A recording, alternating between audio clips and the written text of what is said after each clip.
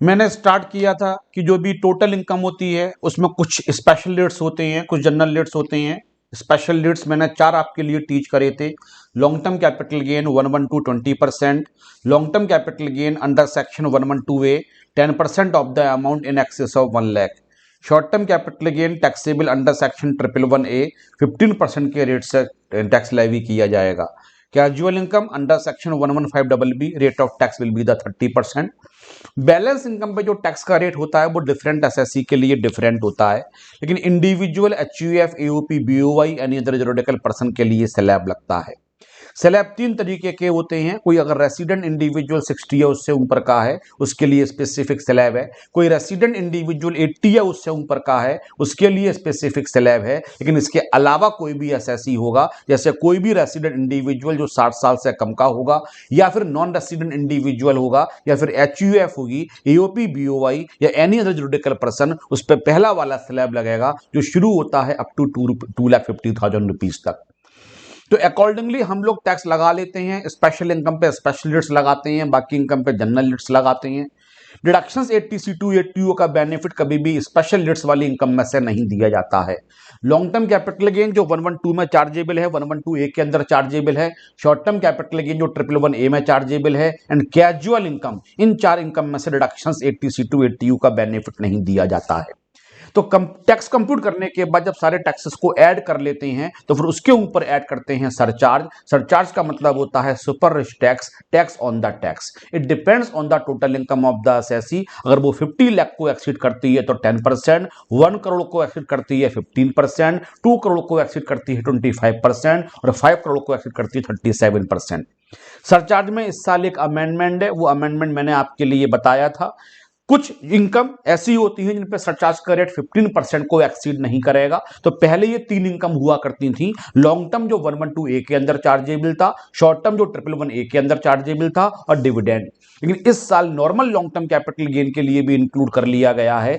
बिल्कुल नया अमेंडमेंट है जो दिसंबर के लिए एप्लीकेबल नहीं था, जून 23 और दिसंबर 23 के लिए एप्लीकेबल होगा। जो लॉन्ग टर्म कैपिटल गेन होगा, चाहे वो 112 वाला हो चाहे 112A वाला हो, दोनों के केस में जो सरचार्ज का मैक्सिमम रेट होगा वो 15% रहेगा। Short term capital gain chargeable under section 111A और कैजुअल इनकम ने डिविडेंड के केस में जो सरचार्ज का मैक्सिमम रेट होगा वो 15% रहेगा। इन सरचार्ज को लगाने के बाद मैंने कंसेप्ट और भी टीच किया था, मार्जिनल रिलीफ। अगर सरचार्ज की वजह से आपकी टैक्स लायबिलिटी बहुत ज्यादा इंक्रीज कर जाती है तो वो इनकम को ज्यादा एक्सीड नहीं करेगी। तो इनकम से ज्यादा अगर टैक्स इंक्रीज कर रहा है तो इनकम के 100% तक आपको टैक्स पे करना पड़ेगा, and this concept is called the marginal relief. Surcharge लगाने के बाद आखिरी अमाउंट जो ऐड करते हैं that is called the health and education cess. Cess उस टैक्स के लिए कहा जाता है जहां कलेक्शन के समय सरकार आपसे पहले ही प्रॉमिस कर देती है इस पैसे के लिए, इस स्पेसिफिक पर्पज के लिए खर्च किया जाएगा। इसलिए सेस के साथ हमेशा पर्पज पहले से बताया जाता है। It is called the health and education cess. सरकार आपको पहले ही बता रही है ये पैसा जो कलेक्ट होगा ये केवल और केवल हेल्थ और एजुकेशन सेक्टर के लिए खर्च किया जाएगा, उनके डेवलपमेंट के लिए खर्च किया जाएगा, और ये 4% हमेशा ऐड करना पड़ेगा। तो अगर सरचार्ज ऐड नहीं हो रहा है तो टैक्स पे सीधे 4% ऐड कर देना, और अगर सरचार्ज एप्लीकेबल हो रहा है तो पहले सरचार्ज को ऐड करना, फिर जो टोटल अमाउंट निकल के आएगा उस पे आपको लगाना पड़ेगा health and education cess at the rate of 4%। इसके बाद मैंने टीच किया था रिबेट अंडर सेक्शन 87A, और मैंने कहा था अगर असेसी रेसिडेंट इंडिविजुअल है और उसकी टोटल इनकम 5 लाख को एक्सीड नहीं करती है तो सरकार कहती है जिनकी इनकम 5 लाख को एक्सीड नहीं करती है उनको एक टैक्स में बेनिफिट देंगे रिबेट अंडर सेक्शन 87A, और वो अमाउंट हो जाएगा कंप्यूटर वो टैक्स लायबिलिटी और 12,500 विच एवरेज लोअर। इन दोनों में जो लोअर होगा वो उसके इनकम टैक्स में से माइनस कर दिया जाएगा। लेकिन अगर इनकम 5 लाख को एक्सीड कर रही है तो फिर रिबेट का बेनिफिट नहीं देंगे। फिर 250 या जो भी स्लैब है उसके अकॉर्डिंग जो भी टैक्स निकल के आएगा उस टैक्स के लिए उसको पे करना पड़ेगा। Rebate will be given only to the resident individual and if his total income does not exceed 5 lakh, और 12,500 रुपए तक की रिबेट दी जाएगी। लेकिन रिबेट एक टैक्स में से नहीं दी जाती है। अगर लॉन्ग टर्म कैपिटल गेन जो 112A के अंदर चार्जेबल है तो 112A के रेट से वो टैक्स निकाला जाएगा, उस टैक्स में से रिबेट का बेनिफिट नहीं मिलेगा। और कल मैंने ऐसे 2 एग्जांपल्स आपको करके दिखाई थी। इतना सब कुछ टीच करने के बाद मैंने फाइनली आपसे ये कहा था, जो इनकम और इनकम टैक्स होता है उसको हमेशा नियरेस्ट 10 रुपीज में राउंड ऑफ करते हैं। इनकम को राउंड ऑफ करने का सेक्शन 288A होता है और इनकम टैक्स को राउंड ऑफ करने का सेक्शन 288B होता है। नियरेस्ट 10 रुपीज का इंटरप्रिटेशन होगा, अगर लास्ट डिजिट 5 रुपीज से कम है तो इमीडिएटली पहले वाले 10 रुपीज में राउंड ऑफ करेंगे, और लास्ट डिजिट अगर 5 रुपये उससे ज्यादा है तो उसके बाद जो नेक्स्ट 10 रुपीज आएगा उसमें उसके लिए राउंड ऑफ किया जाएगा। सेक्शन याद करना मस्ट है। इनकम को राउंड ऑफ करने का सेक्शन 288A होता है और इनकम टैक्स को राउंड ऑफ करने का सेक्शन 288B होता है। जब इतना मैंने टैक्स निकालना सिखा दिया तो मैंने कहा था, इन केस ऑफ इंडिविजुअल और HUF एक ऑल्टरनेट टैक्स सिस्टम आपके लिए दिया गया, जिसको हम लोग ऑल्टरनेट टैक्स सिस्टम भी कह सकते हैं या फिर न्यू टैक्स रिजीम भी कह सकते हैं, दोनों पॉसिबल हैं।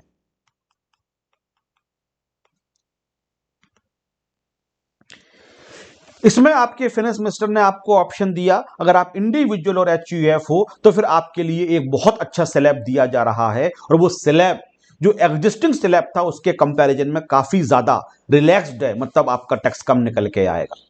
लेकिन एक बात मैं बता दूं, अगर इस केस के अंदर जो इंडिविजुअल है वो चाहे रेसिडेंट है चाहे नॉन रेसिडेंट, तब भी यही, जैसे वहां पे 3 स्लैब थे यहां पे एक ही स्लैब रहेगा। और दूसरी बात, यहां पे इंडिविजुअल की उम्र कितनी भी हो, चाहे 60 साल से कम हो चाहे 60 साल से ज्यादा हो या 80 साल से कम हो, एक ही स्लैब सबके लिए अप्लाई है।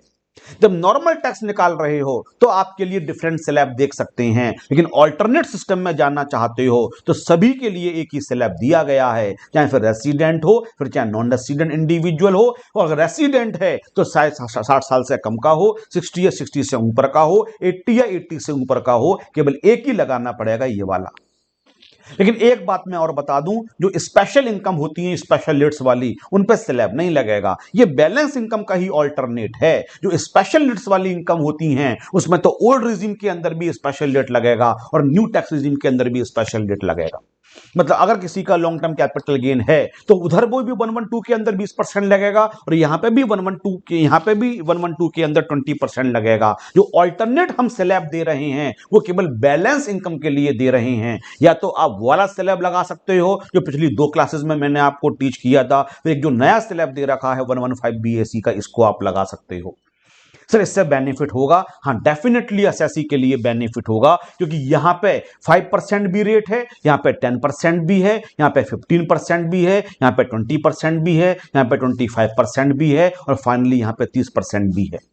पुराने सिस्टम के अंदर केवल 3 रेट दे रखे थे, 5% और 5 सीधे फिर जंप करता था 20% और 20 के बाद सीधे लगता था 30%।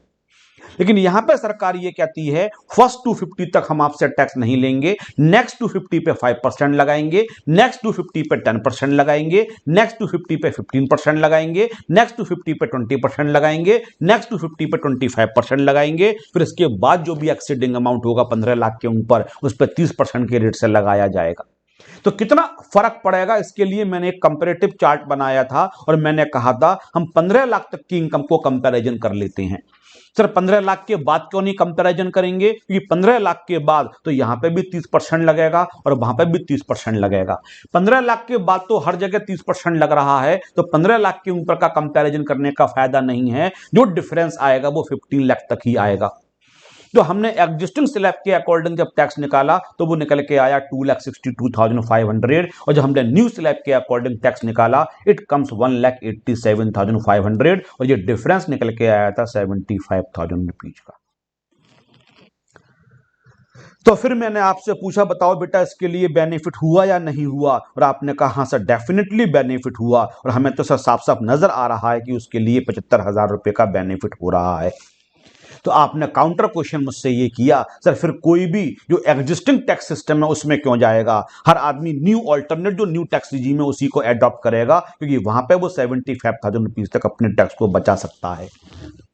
तो सरकार ने कहा कि कुछ पाने के लिए कुछ खोना पड़ता है। कल भी मैंने ये डायलॉग 3-4 बार बोला और आज भी मैं यहां से शुरुआत करता हूं। क्या मिला? 75,000 तक का आपका टैक्स में बेनिफिट आपको मिल सकता है। इतना टैक्स आप बचा सकते हो, लेकिन आपको क्या खोना पड़ेगा? तो लिखा हुआ है conditions contained in subsection 2 must be satisfied. अगर आप ये जो स्लैब लिखा हुआ है इसको अगर अप्लाई करना चाहते हो तो फिर जो कंडीशन सब सेक्शन 2 में लिखी हुई हैं इन कंडीशंस को आपको सेटिस्फाई करना पड़ेगा। सबसेक्शन 2 के अंदर 4 तरीके की कंडीशंस लिखी हैं, क्लॉज 1 में लिखी हैं, क्लॉज 2 में लिखी हैं, क्लॉज 3 एंड 4 को मैंने कहा था मत करना, करने का फायदा नहीं है। आप खुद पढ़ोगे तो समझ में आ जाएगा, खुद भी पढ़ सकते हो और एक बार मैं भी कभी पढ़ा दूंगा अगर आपका मन करेगा, लेकिन अदरवाइज जो क्वेश्चन डिजाइन होगा वो पहली और दूसरी कंडीशन पे ही डिजाइन होगा। वो कहते हैं अगर आप चाहते हो कि सबसेक्शन 1 में जो स्लैब दे रखा है उसके अकॉर्डिंग इनकम को कंप्यूट करो तो विदाउट एनी एग्जम्पशन और डिडक्शन, और यहां पे भी लिखा हुआ है without set of any loss. तो ये डिडक्शंस और एग्जम्पशंस आपको इनकी कुर्बानी देनी पड़ेगी, इनको सेक्रीफाइस करना पड़ेगा, और कुछ सेट ऑफ और कैरी फॉरवर्ड लॉसेस होते हैं उनकी कुर्बानी भी देनी पड़ेगी, उन लॉस को भी आपकी इनकम में से सेट ऑफ नहीं किया जाएगा। जो सैलरी इनकम को वन करते हैं उन्हें अपना लीव ट्रैवल कंसेशन का एग्जम्पशन छोड़ना पड़ेगा, एचआरए का एग्जम्पशन छोड़ना पड़ेगा, अलाउंसेस में से जो एग्जम्पशन मिलते हैं वो छोड़ने पड़ेंगे, लेकिन कुछ अलाउंसेस में से एग्जम्पशन का बेनिफिट दे दिया जाएगा। और वो किसमें, जो इस नोटिफिकेशन में लिखे हुए हैं उनका बेनिफिट मिल जाएगा, लेकिन इसके अलावा किसी भी अलाउंस का एग्जम्पशन का बेनिफिट नहीं मिलेगा। तो इस नोटिफिकेशन में कौन कौन से दे रखे हैं, तो इस नोटिफिकेशन के अंदर मैंने नोटिफिकेशन दिया है, केवल 4 अलाउंसेस दे रखे हैं। इस नोटिफिकेशन में जो अलाउंसेस हैं एग्जम्पशन अलाउड, उनका एग्जम्पशन दे दिया जाएगा, लेकिन जो इस नोटिफिकेशन में नहीं दे रखे हैं उनका एग्जम्पशन नहीं दिया जाएगा।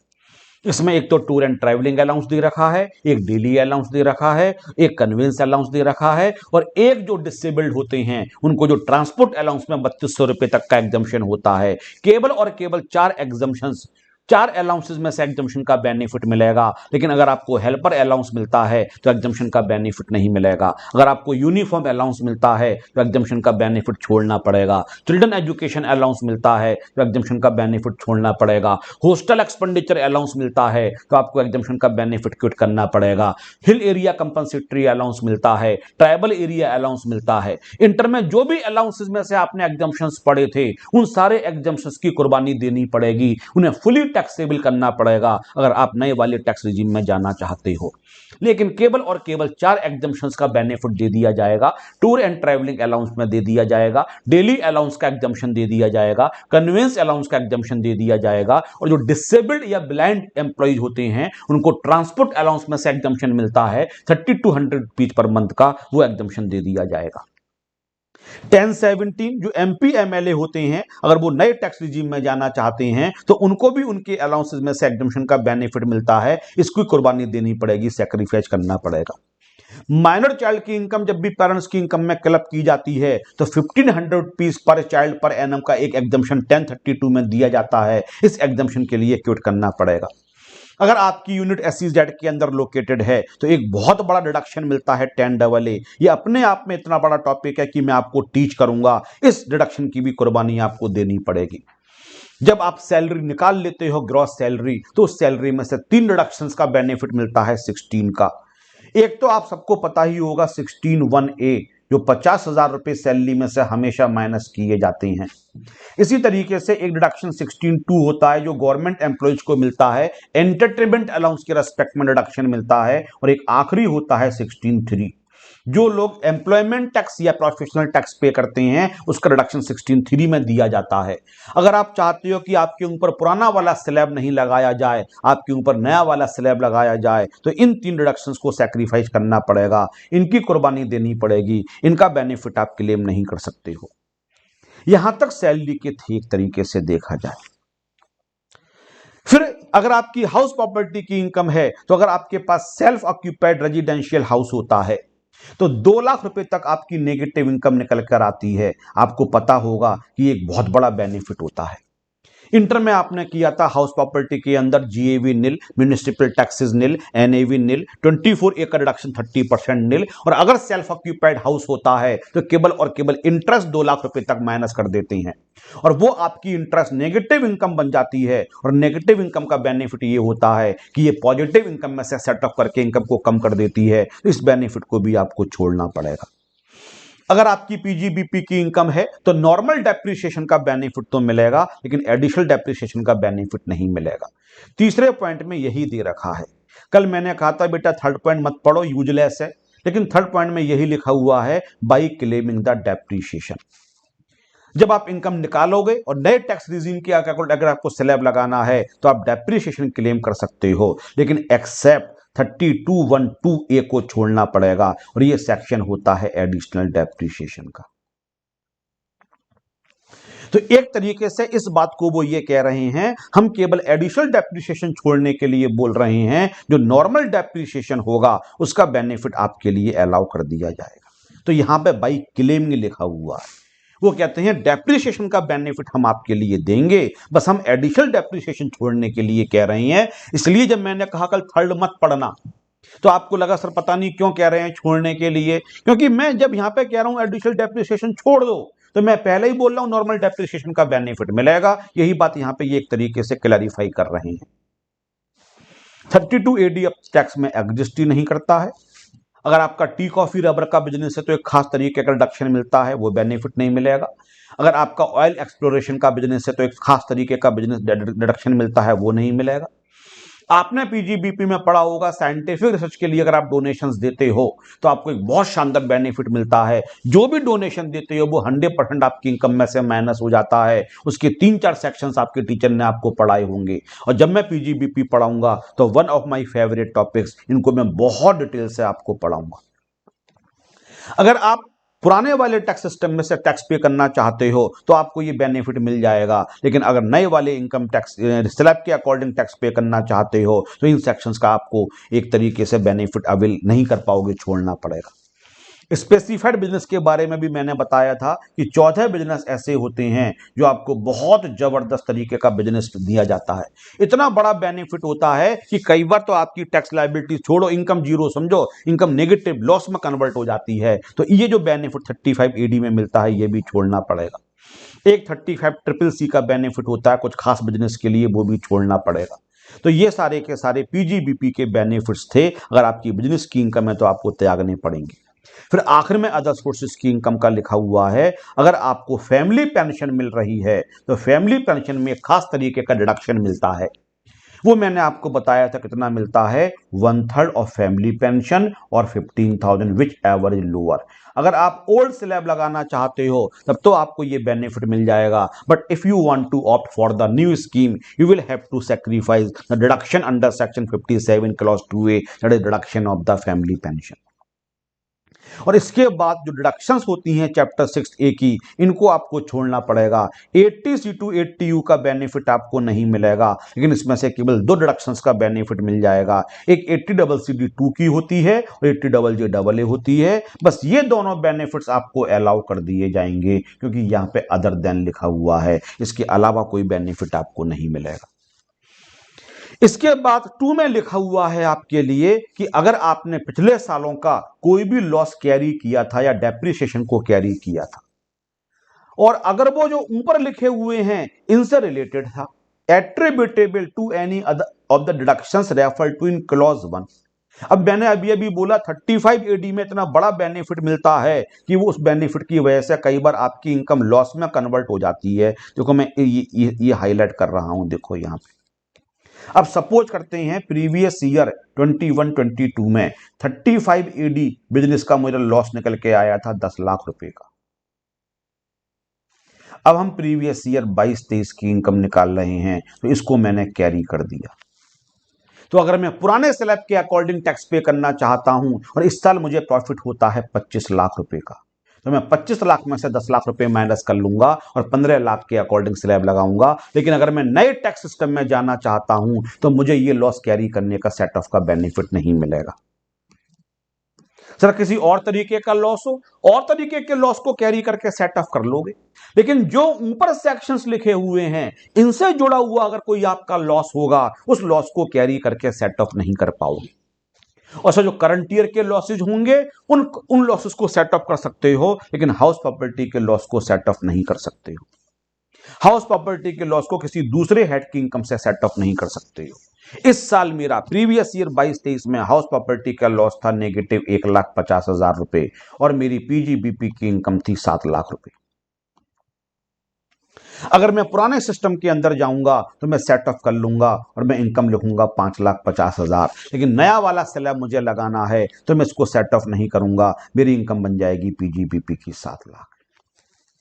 हाँ, पीजीबीपी के लॉस को सेट ऑफ कर सकते हो, कैपिटल गेन के लॉस को सेट ऑफ कर सकते हो, लेकिन करंट ईयर में हाउस प्रॉपर्टी के लॉस को सेट ऑफ नहीं करोगे और बाकी लॉस को सेट ऑफ कर सकते हो।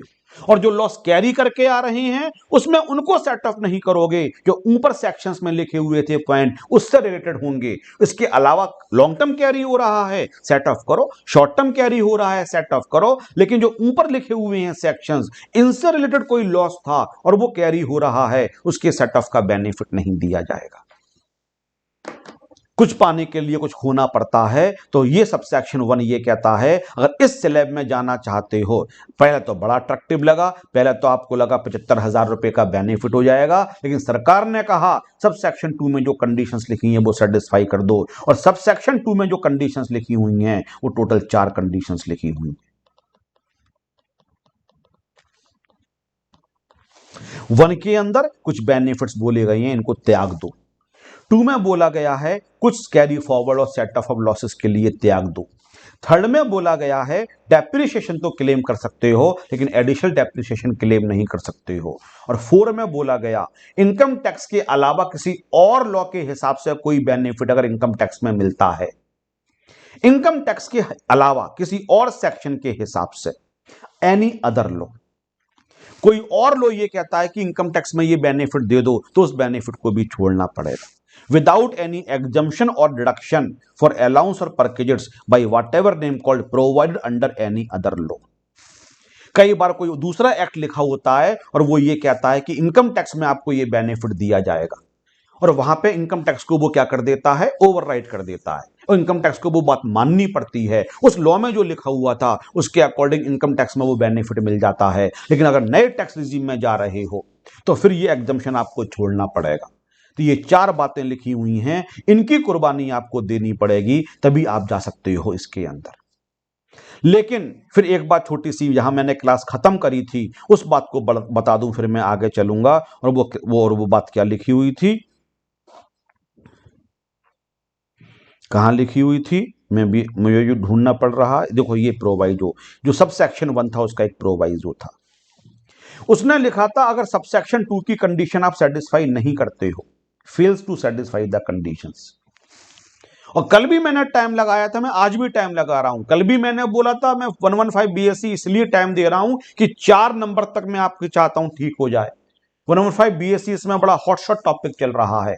पिछले 3-4 सालों में 4-5 सेक्शंस नए इंक्लूड किए गए हैं, उसमें से 2-3 सेक्शंस कंपनी के अंदर इंक्लूड किए गए हैं और एक सेक्शन इंडिविजुअल के अंदर किया गया है 115 बीएससी, और इन पे बेस्ड क्वेश्चन आता ही आता है पेपर के अंदर। तो मुझे पता है कहां कितनी मेहनत करनी है, कहां कितना टाइम देना है। ये जो प्रोवाइजो मैं पढ़ा रहा हूं इसको बहुत बहुत ढंग से करने की रिक्वायरमेंट है। वो कहता है अगर असेसी फेल हो जाता है इन कंडीशंस को कंप्लाई करने में, तो फिर ये जो ऑप्शन होगा इसके लिए जो दे रखा है कि आप इस स्लैब में जा सकते हो, ये आपके लिए इनवैलिड हो जाएगा। और other provisions of this act shall apply as if the option had not been exercised। तो ये माना जाएगा कि आप ओल्ड सिस्टम से, एग्जिस्टिंग सिस्टम से ही आप टैक्स पे करोगे, आप न्यू टैक्स सिस्टम के लिए एलिजिबल नहीं हो। मैं इसका इंटरप्रिटेशन करके दिखा रहा हूं। मैं अपनी इनकम ले लेता हूं 1 लाख रुपए पर मंथ। अब मैंने अपनी इनकम मान ली यहां पे 12 लाख रुपए। अब अगर मैं पुराने में जाऊंगा तो मैं यहां पे 16(1)(a) के अकॉर्डिंग 50,000 रुपए क्लेम करूंगा और मेरी इनकम हो जाएगी 11,50,000। तो ये मेरी टैक्सेबल सैलरी है, और क्योंकि मेरी कोई और इनकम नहीं है तो यही जीटीआई बन गई, और मैं कोई डिडक्शन क्लेम नहीं कर रहा हूं तो यही टोटल इनकम बन गई। और मैं पुराने के अकॉर्डिंग जब इस पर टैक्स निकालता हूं तो 1,12,500 तो मेरा 10 लाख तक का आ गया, और 1,50,000 रुपए का 30% हो गया 45,000, तो 1,57,500 प्लस 4%। लेकिन मुझसे किसी ने कहा आप 115 बीएससी के लिए भी एलिजिबल हो, तो मैंने अपना टैक्स निकाला, और मैंने जब टैक्स निकाला अपना तो मैंने यहां पे लिखा 12 लाख रुपए, लेकिन मैं 16(1)(a) के लिए एलिजिबल नहीं रहूंगा, तो मेरी जो टैक्सेबल सैलरी, जीटीआई और टोटल इनकम है वो 12 लाख रुपए आ जाएगी। तो अब टैक्स निकालेंगे तो 2,50,000 का 0% 0 लिख देंगे। नेक्स्ट 2,50,000 का 5% 12,500 लिख देंगे। फिर नेक्स्ट 2,50,000 रुपीज का निकालेंगे 10% तो 25,000 रुपये लिख देंगे। फिर इसके बाद जो नेक्स्ट 2,50,000 आएगा इसका 15% निकालेंगे 37,500। अब 10 लाख रुपए तक हो गया, इसके बाद तो 2 लाख रुपए ही बचे हैं, इस पे निकालेंगे 20% के रेट से, वो निकल के आएगा 40,000। पुराने वाले सिस्टम में हर 2.5 लाख रुपए पे आपका लगता चला जाएगा स्लैब।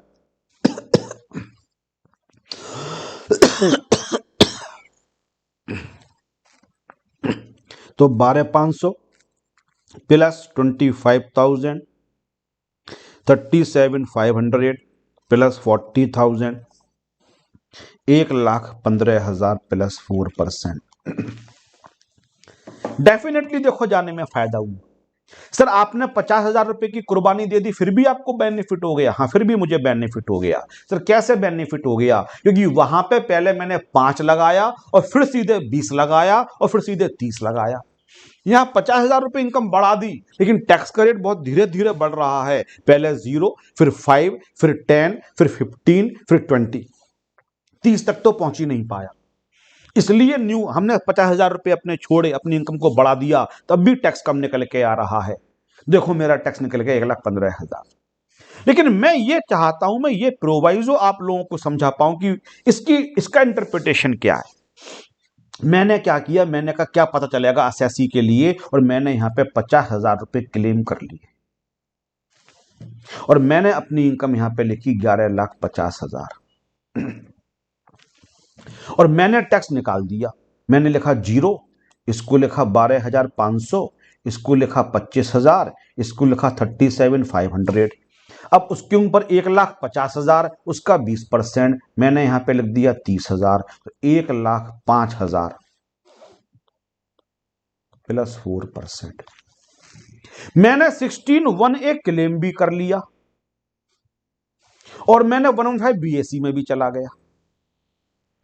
मतलब जब 115 बीएससी में जा रहे हो तो साफ साफ लिखा हुआ है 16 आपको छोड़ना पड़ेगा। देखो लिखा हुआ है, मैं हाईलाइट कर रहा हूं, 16 डिडक्शंस जो होते हैं वो आपको छोड़ने पड़ेंगे। डिडक्शंस फ्रॉम ग्रॉस सैलरी, मैंने डिडक्शंस भी क्लेम कर लिया और मैं नए वाले में भी चला गया। असेसिंग ऑफिसर ने पकड़ लिया, उनके सॉफ्टवेयर ने ये गलती पकड़ ली, बोले आप अगर नए उसमें जा रहे हो तो आप ये बेनिफिट कैसे ले सकते हो। तो अब असेसिंग ऑफिसर के पास 2 चॉइस होगी। वो क्या करेगा, 50,000 रुपए को डिसअलाउ करेगा और 115 बीएससी लगा देगा। नहीं, वो ऐसा नहीं करेगा। वो क्या करेगा, मुझे 50,000 रुपए का बेनिफिट देगा, लेकिन जो मेरे ऊपर टैक्स लगाएगा वो पुराने सिस्टम से लगाएगा और मेरा टैक्स वो कर देगा 1,57,500 प्लस 400। जब मैंने 50,000 रुपए का बेनिफिट भी क्लेम कर लिया और नए वाले स्लैब में भी चला गया, असेसिंग ऑफिसर मुझसे कहता है बंसल जी आपने गलत किया। मैं कहता हूं हाँ जी माई बाप गलती हो गई, ऐसा करो 50,000 रुपए का बेनिफिट डिसअलाउ कर दो और नए स्लैब के अकॉर्डिंग 115 बीएससी लगा दो। वो कहता है नहीं सर आपने गलती करी, अब आप 115 बीएससी के लिए एलिजिबल नहीं रहे। हम आपको ऐसा नहीं करेंगे कि हम आपकी गलती सुधार के 115 बीएससी में ले जाएं। आप लो बेनिफिट 50,000 रुपए का, खूब लो, लेकिन 115 बीएससी में आप नहीं जाओगे। आपको ओल्ड सिस्टम के अकॉर्डिंग, एग्जिस्टिंग टैक्स रिजीम के अकॉर्डिंग ये टैक्स पे करना पड़ेगा। मैं जब फर्स्ट टाइम इस प्रोवाइजो को पढ़ा तो मुझे थोड़ी देर तक खुद सोचने में टाइम लगा, ये कहना क्या चाहते हैं। Provide that where the person fails to satisfy conditions in subsection 2 in any previous year the option shall become invalid. तो उस ईयर के लिए वो ऑप्शन जो 115 बीएससी का इनवैलिड हो गया and other provisions of the shall apply. Assessing officer के पास भी ये ऑप्शन नहीं होगा, शैल लिखा हुआ एक्ट में, कि वो आपसे बोले चलो ठीक है 50,000 रुपए को मैं डिसअलाउ कर देता हूं और 115 बीएससी लगा देता हूं। असेसिंग ऑफिसर ये बोलेगा नहीं साहब 50 का अगर बेनिफिट आपने क्लेम कर लिया तो अब आपको पुराना वाला ही स्लैब लगाना पड़ेगा। एक्ट में लिखा हुआ है और provisions of this act shall apply as if the option had not been exercised. वो ये अज्यूम करेगा तुम 115 बीएससी में नहीं गए थे, इस पे क्रॉस लगा देगा और कहेगा पुराने सिस्टम के अकॉर्डिंग अब तुम्हें 1,57,500 प्लस 4% से टैक्स पे करना पड़ेगा। तो कल भी मैंने ये इंटरप्रिटेशन करके दिखाया था, लेकिन कल क्योंकि हमारा टाइम हो गया था और कल मेरी बहुत ज़्यादा क्लासेस थी, आज तो बहुत कम क्लासेस थी, तो मैंने क्लास ओवर कर दी थी। अब आगे आते हैं और ख़त्म करते हैं इस टॉपिक के लिए। तो सबसे पहले तो एक छोटा सा अमेंडमेंट आपको ये बता दूं, ये नोटिफिकेशन तो मैंने पढ़ा दिया। सैलरी चैप्टर जो है उसमें जो परकेजेस होते हैं, अलाउंस और पर्क में आपको डिफरेंस पता है। अलाउंस में आपको एक खास काम के लिए कैश मिल जाता है, लेकिन पर्क्स के अंदर क्या होता है, बॉस आपको कैश नहीं देता है, बॉस आपका पर्पस सॉल्व कर देता है। लास्ट क्लास में भी एडवाइस किया था, आज फिर एडवाइस कर रहा हूं कि, और मैं जो व्हाट्सएप ग्रुप के बारे में कहा था, कल मैं बताया था मैं बहुत बिजी था, आज मैं व्हाट्सएप ग्रुप बना दूंगा, सबके पास लिंक आ जाएगा। वो स्पेसिफिकली न्यू सिलेबस के लिए, वो जून 23 के लिए ग्रुप होगा, तो प्लीज आप लोग उसके लिए ज्वाइन कर लेना। तो उसमें मैं सैलरी की अपनी सारी क्लासेस का लिंक डाल दूंगा जो दिसंबर के लिए मैंने बनाई थी। तो उठते बैठते जब भी आपको टाइम मिले अपने कन्वीनियंस के अकॉर्डिंग उन क्लासेस को देख लेना। तो अगर आपका बॉस आपको लंच करने के लिए 1000 रुपए पर मंथ दे देता है, that is called the lunch allowance. लेकिन आपका बॉस ये कहता है कि मैं आपको कैश नहीं दूंगा, मैं आपको खाना खिला दूंगा, then it is called the perquisites. अगर आपका बॉस आपके इलाज के लिए आपको 1500 रुपए पर मंथ देता है, वो 1500 रुपए हम पर मंथ देंगे, आपकी तबीयत खराब होती है नहीं होती है डज नॉट मैटर, हम अपनी ड्यूटी पूरी कर रहे हैं, we will pay 1500 for the medical treatment, it is called the fix medical allowance. लेकिन अगर बॉस ये कहता है नो हम आपको कैश नहीं देंगे, if you get ill you will get the treatment, that will be our responsibility, then it is called the perquisite. तो याद करो, रेंट फ्री अकोमोडेशन आपको टीच किया गया होगा, आपको कार टीच किया गया होगा, सर्वेंट टीच किया गया होगा, गैस इलेक्ट्रिसिटी वाटर टीच किया गया होगा, लीव ट्रेवल कंसेशन टीच किया गया होगा, मेडिकल ट्रीटमेंट आपके लिए टीच किया गया होगा, और एक आपको टीच किया गया था मील फैसिलिटी। अगर बॉस आपको खाना खिलाता है, ये इसका एक बार एक नाम और भी होता था, लंच और रिफ्रेशमेंट। ये एक पर्क था जो पेपर में बहुत आता है, इसको फ्रिंज बेनिफिट्स भी कहा जाता है। तो एक पर्क सैलरी के अंदर है जिसको कहा जाता है लंच एंड रिफ्रेशमेंट। रिफ्रेशमेंट का मतलब होता है टी एंड स्नैक्स, उसको कहा जाता है रिफ्रेशमेंट टी एंड स्नैक्स के लिए, और बाकी को लंच और या मील फैसिलिटी कहा जाता है। तो सैलरी में इसका टैक्सेबल वैल्यूएशन कैसे निकालते हैं, जो रिफ्रेशमेंट होता है वो हमेशा नॉन टैक्सेबल होता है। सरकार कहती है चाय वगैरह तो जरूरी है, चाय वगैरह तो पिला दो कम से कम एम्प्लॉय के लिए, इसके क्या टैक्स लेंगे। लेकिन अगर आपको लंच ऑफिस आवर्स में प्रोवाइड किया जाता है बिजनेस प्रेमिसेस के अंदर, तो फिर वो कहते थे आपका नॉन टैक्सेबल हो जाएगा लंच। और कितना नॉन टैक्सेबल हो जाएगा, तो लिखा हुआ था अप टू ₹50 पर मील। बॉस के लिए जो भी कॉस्ट फॉल करती है उसमें से ₹50 पर मील तक एग्जेम्प्ट हो जाएगा। तो आप किसी कंपनी में जॉब करते हो and employ availed 150 meals during the year, cost to the employer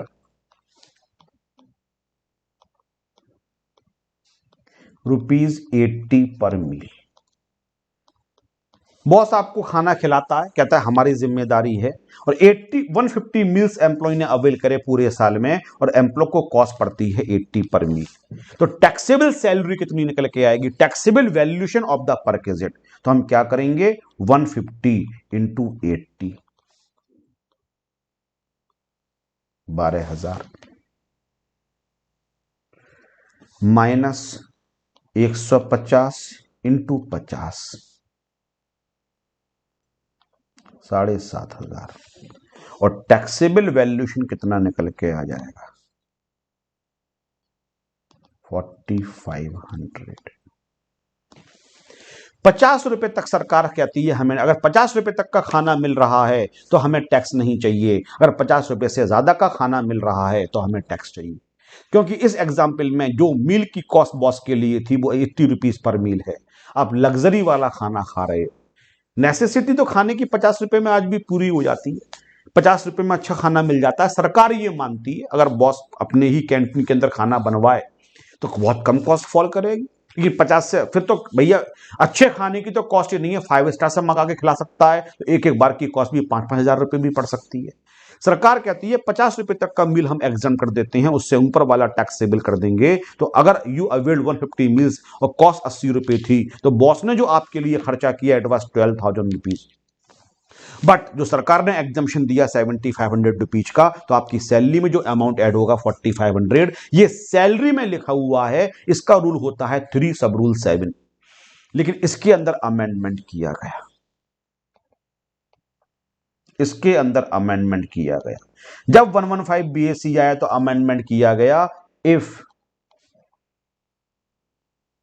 assessee opts to pay tax under section 115 BAC, exemption will not be allowed।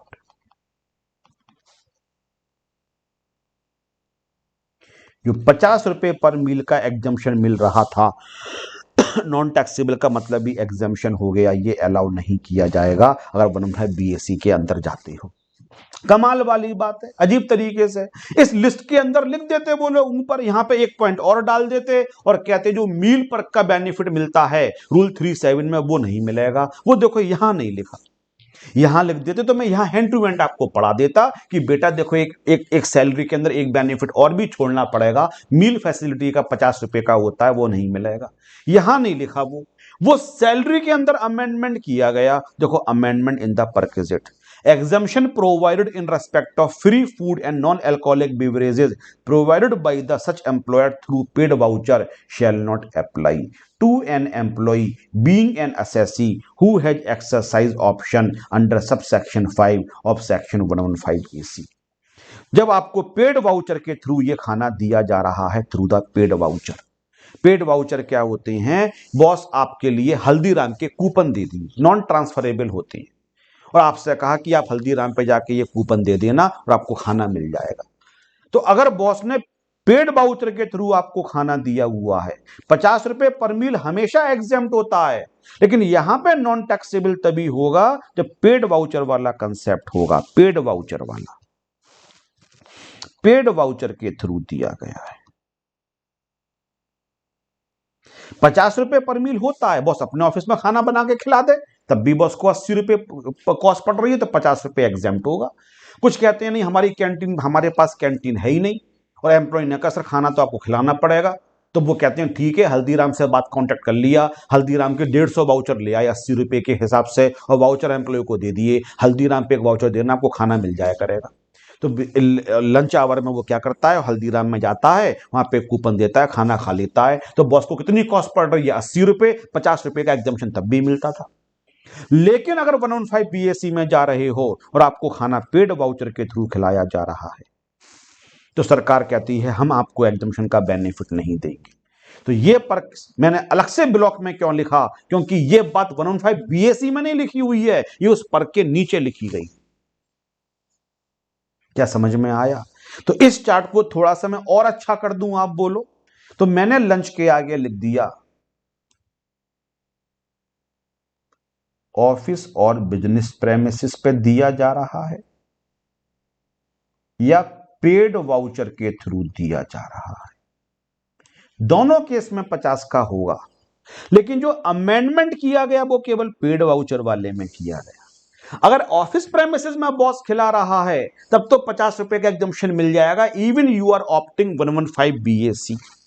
लेकिन बॉस अगर आपको पेड वाउचर दे रहा है और कह रहा है कि ये ईटिंग जॉइंट्स के देखो पेड वाउचर है, वहां जाके खा लेना, तो एग्जम्पशन का बेनिफिट नहीं दिया जाएगा अगर आप 115 BAC के लिए ऑप्ट कर रहे हो। तो एक बार सैलरी देख लो आप, फिर मुझसे बोलना ऑन रिक्वेस्ट, आप बोलना कि सर हमें एक 115 BAC का सैलरी का क्वेश्चन करवा दो, तो उसमें भी ये मील फैसिलिटी भी डाल दूंगा उस क्वेश्चन के अंदर।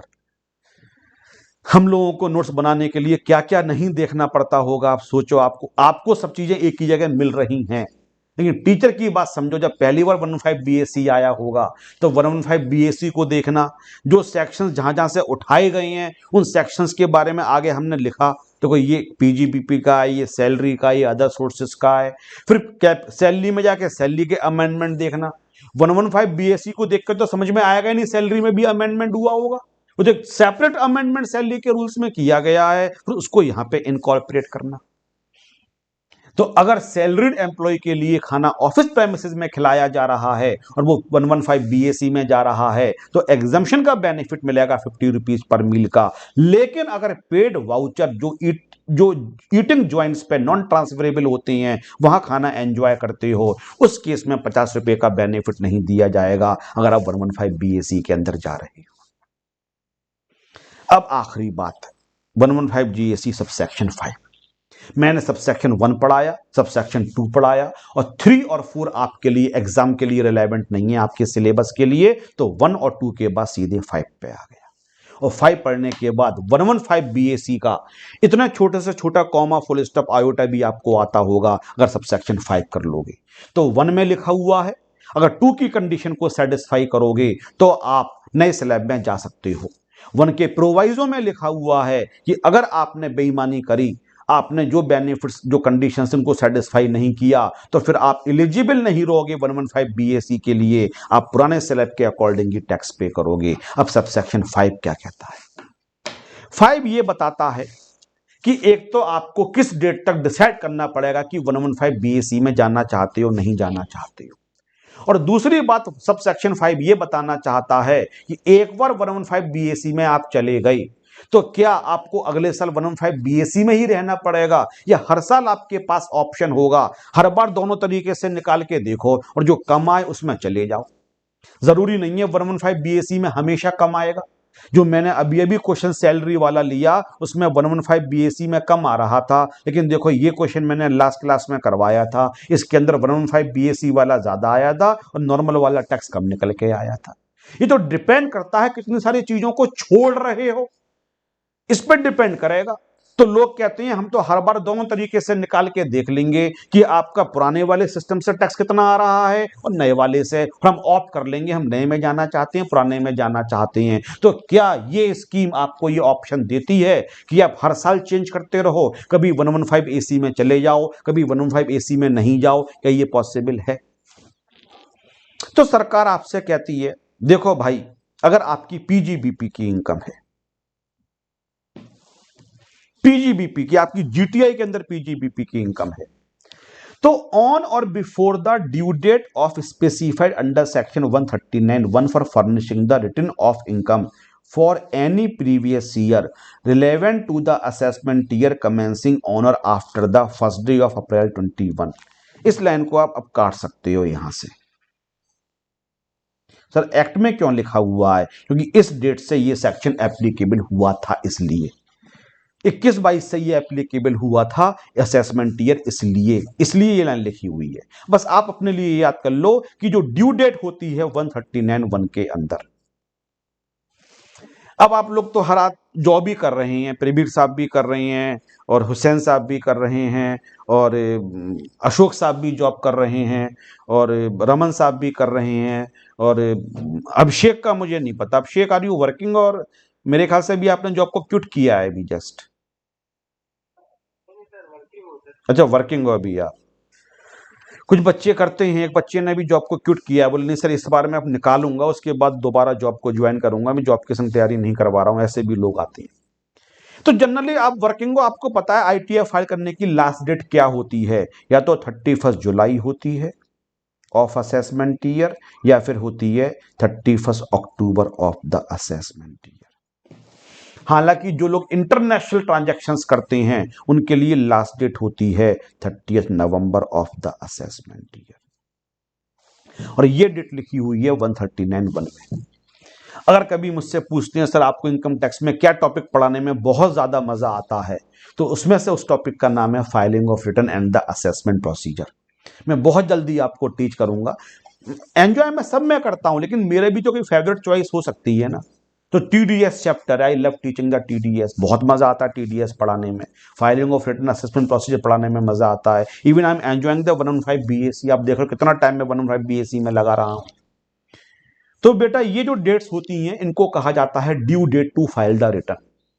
अगर आपकी पीजीबीपी की इनकम है तो इस डेट से पहले पहले जो मैंने कट किया उसको आप बिल्कुल कट कर सकते हो, उसको आप बिल्कुल अपनी बुक में से भी आप माइनस हटा सकते हो, क्योंकि एग्जाम टाइम में कम से कम लैंग्वेज में ज़्यादा से ज़्यादा समझ में आ जाए। तो इस डेट से पहले पहले आपको डिसाइड करना पड़ेगा। और जो अब लाइन बोल रहा हूं वो आपको 2 नंबर दिलवा सकता है। And one such option once exercise shall apply to subsequent assessment years. तो जिंदगी में जब भी अगर पीजीबीपी की इनकम को भी अर्न करते हो तो सोच समझ के इस ऑप्शन के अंदर जाना। एक बार एक ऑप्शन में चले गए तो फिर हर साल बार बार आपको अप्लाई नहीं करना पड़ेगा। सरकार ये मान लेगी इस साल के लिए भी और आगे आने वाले सालों के लिए भी आपने हां बोल दिया है। एक बार हां बोल दो पहली बार बस केवल, उसके बाद आगे वाले सालों के लिए भी बार बार अप्लाई नहीं करना पड़ेगा। वो मान लेगी सरकार तुम 115 बीएससी के अंदर ही जाना चाहते हो। लेकिन अगर आपने एक बार हां बोल दिया, आपने असेसमेंट ईयर 23-24 के लिए हां बोल दिया, जो ITFI करने की लास्ट डेट थी, सपोज करते हैं 31 जुलाई 23, आपने बोल दिया हम इसमें जाना चाहते हैं। सरकार ने कहा देखो आपको हम 23-24 के लिए भी मान लेंगे, फिर 24-25 के लिए भी मान लेंगे, 25-26 के लिए भी मान लेंगे, हम तो ये मान लेंगे अब हमेशा आप इसी के अंदर जाओगे। बोले हाँ सर हम जाना चाहते हैं, बहुत बेनिफिट है। तो आप इस ईयर के अंदर 115 BAC में चले गए, फिर अगले साल भी आप 115 BAC में चले गए। फिर आपने नेक्स्ट ईयर देखा अरे यार ये तो लॉस हो रहा है, इस बार तो बहुत सारे बेनिफिट छोड़ने पड़ जाएंगे। आपने कहा नहीं हम तो नहीं जाएंगे, हम तो आपके ओल्ड सिस्टम में जाएंगे, और आप ओल्ड में चले गए। सरकार कहती देखो तुमने वादा किया था बाहर नहीं जाओगे, बोले नहीं सर बहुत मजबूरी है हमें जाना पड़ेगा। सरकार कहती जाओ, लेकिन ध्यान रखना अब हमेशा के लिए पूरी जिंदगी के लिए रास्ते बंद हो गए। एक बार आओ तो हमेशा रहो, और अगर एक बार बाहर चले गए आने के बाद तो अब जिंदगी भर के लिए रास्ते बंद हो गए। अब दोबारा 115 BAC में आ ही नहीं सकते हो। इसलिए मैं कहता हूं आओ तो रुकना, और अगर आने के बाद जा रहे हो तो फिर अंदर वाला हमेशा गेट आपको लगा लेगा। आप किसी को नाराज करके जा रहे हो, पहले आपने किसी से कहा कि नहीं हम आपके साथ रहेंगे, जिंदगी बिताएंगे आपके साथ, हम कसम खाते हैं, और फिर आप बीच में क्या कर देते हो, बेवफाई कर देते हो, आप उसको धोखा दे देते हो। तो भैया वो आदमी भी तो फिर कहेगा अब जिंदगी में कभी शक्ल मत दिखाना, हमें लौट के हमारे पास मत आना। तो 115 BAC ये कहता है भाई साहब देखो अब जाओ मत बाहर, तुमने एक बार हाँ बोला हुआ, कसम खाई हुई है, और तुम बाहर चले गए। तो वो कहता है ठीक है अब जाओ तुम बाहर, अब कभी लौट के शक्ल मत दिखाना हमें, लौट के कभी वापस नहीं आ पाओगे। तो लिखा हुआ है provided that option under clause 1 once exercise. Clause 1 का मतलब ये वाला देखो, once exercised for any previous year can be withdrawn only once for a previous year other than the year in which it was exercised। जिस year में पहली बार exercise किया था उसके बाद जिंदगी में केवल एक बार विड्रॉ कर सकते हो, यही हिंट मिल जाना चाहिए। And thereafter the person shall never be eligible to exercise option under this section. जिंदगी में एक बार बाहर जाने का मौका देंगे, लेकिन वो सोच समझ के बाहर जाना। अब वो बाहर जाना क्या, अगर बाहर चले गए तो लौट के कभी वापस नहीं आ पाओगे इस सेक्शन के अंदर। तो यही लिखा हुआ है, एक बार एक्सरसाइज कर लिया तो उसके बाद के किसी भी ईयर में एक बार आपको ऑप्शन देंगे बाहर चले जाओ, लेकिन बाहर गए तो फिर लौट के कभी वापस नहीं आ पाओगे। कब, तब तुम्हारी पीजीबीपी की इनकम है। फिर एक प्रोवाइजो और भी लिखा अगर पीजीबीपी की इनकम है, उन्होंने ये लिखा कि अगर तुम इस वजह से बाहर चले गए थे, जो ये वाला प्रोवाइजो था, जो ये वाला एग्जाम्पल दिया था, तुम्हारी पीजीबीपी की इनकम थी, तुमने सपोज करते हैं तुम्हें 35 AD का बेनिफिट क्लेम नहीं करना चाहिए था, और तुमने 35 AD का बेनिफिट क्लेम कर लिया। तुमने एक बार सरकार को बोल दिया कि सर जी हम 115 BAC में जाना चाहते हैं, सरकार ने क्लैपिंग करी, वेरी गुड डिसीजन है, अब आगे भी रहना। तुमने 23-24 में 115 BAC में रहे, 24-25 में भी इसमें BAC में रहे, और इसमें तुम 115 BAC में रहे। सर रहे, हाँ रहे, लेकिन condition not satisfied, condition not satisfied. तुमसे रहा नहीं गया और तुमने क्या कर दिया, तुमने 35AD का बेनिफिट क्लेम करके नया वाला स्लैब लगा दिया, तुमने एडिशनल डेप्रिसिएशन क्लेम कर लिया। तुम्हें एडिशनल डेप्रिसिएशन क्लेम नहीं करना चाहिए था। एक तो तुम बाहर चले गए तो तुम वापस नहीं आओगे। अब वो सेकंड प्रोवाइड जो मैं कह रहे हैं, तुम 115 BAC में रहे लेकिन तुमने बेईमानी करी, जो बेनिफिट तुम्हें क्लेम नहीं करना चाहिए था, कंडीशन नॉट सेटिस्फाइड। तुम्हें एडिशनल डेप्रिसिएशन का बेनिफिट नहीं लेना चाहिए था और तुमने एडिशनल डेप्रिसिएशन का बेनिफिट ले लिया।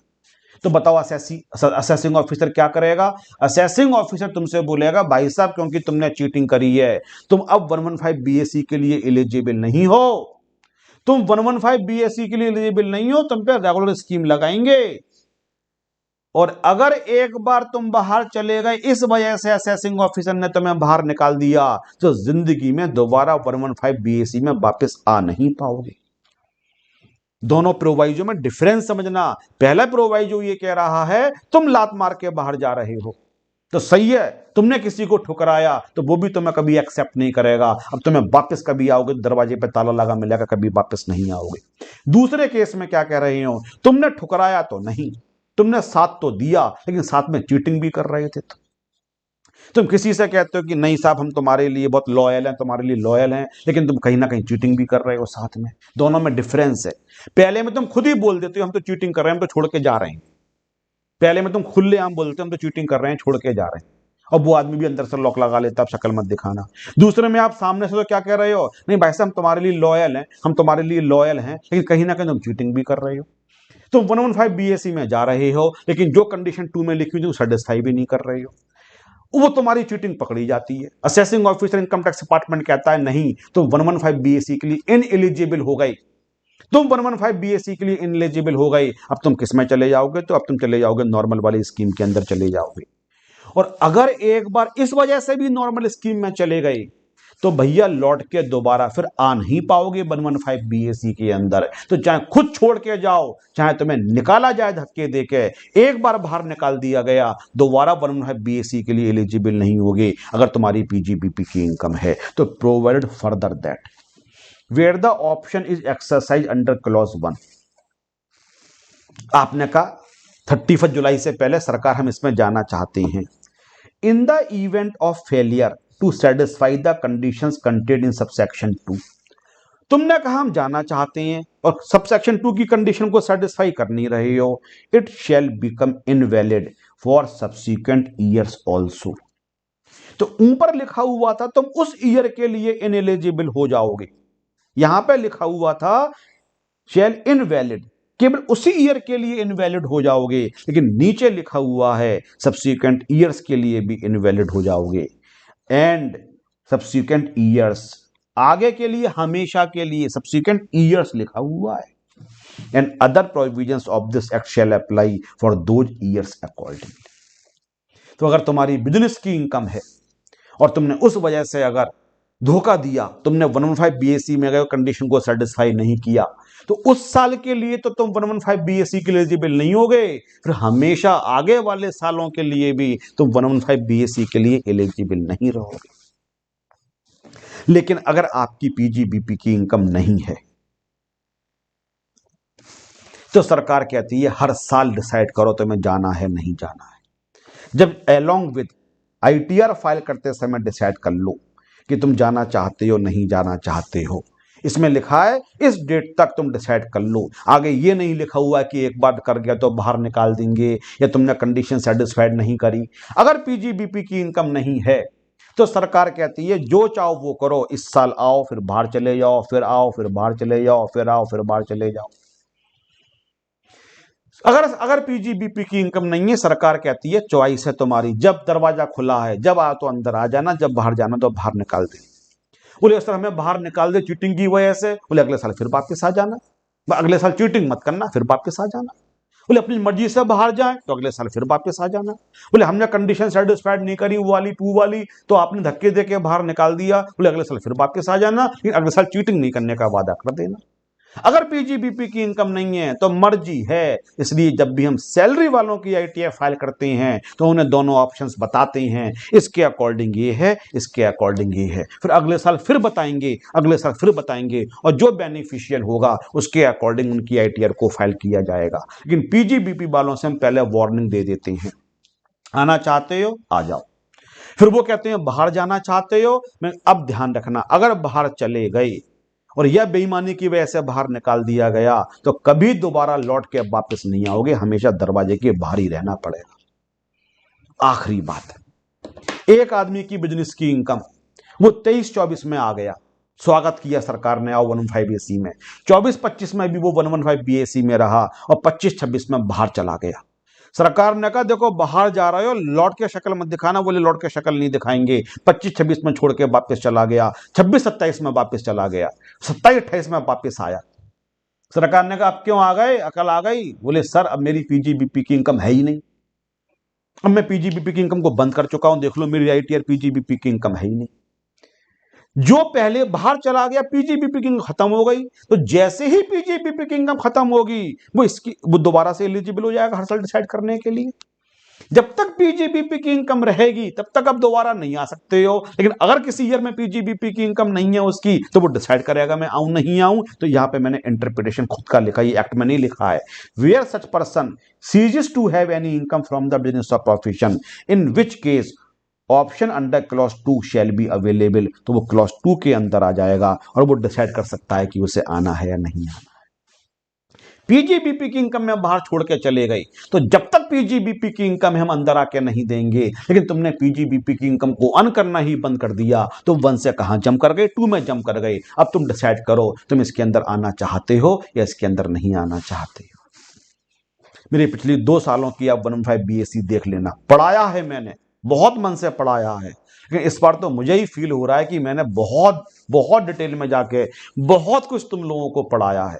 अशोक ने पिछले साल मेरी क्लासेस ली थी, 115 बीएससी देखा होगा, अब शेख ने भी शायद देखा होगा।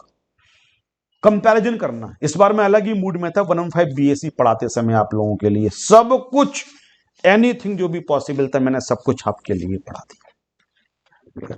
सर मेरे ऑफिस में मैंने उनको जब इन्वेस्टमेंट डिक्लेरेशन का दिया था, तो अभी उन्होंने बोला कि न्यू रिजाइम में आप जा नहीं पाओगे क्योंकि आपका स्टार्टिंग में डिक्लेयर करना होता, अप्रैल के पहले बताना था आपको। आईटीआर के समय ही टिक कर देना पड़ता है यार। बट आप बता रहे हैं कि रिटर्न फाइल करते टाइम पे भी ऑप्ट कर सकते हैं। वो टीडीएस के पर्पज से कह रहे होंगे। जो 22-23 का इनकम अभिषेक आप अपना क्वेश्चन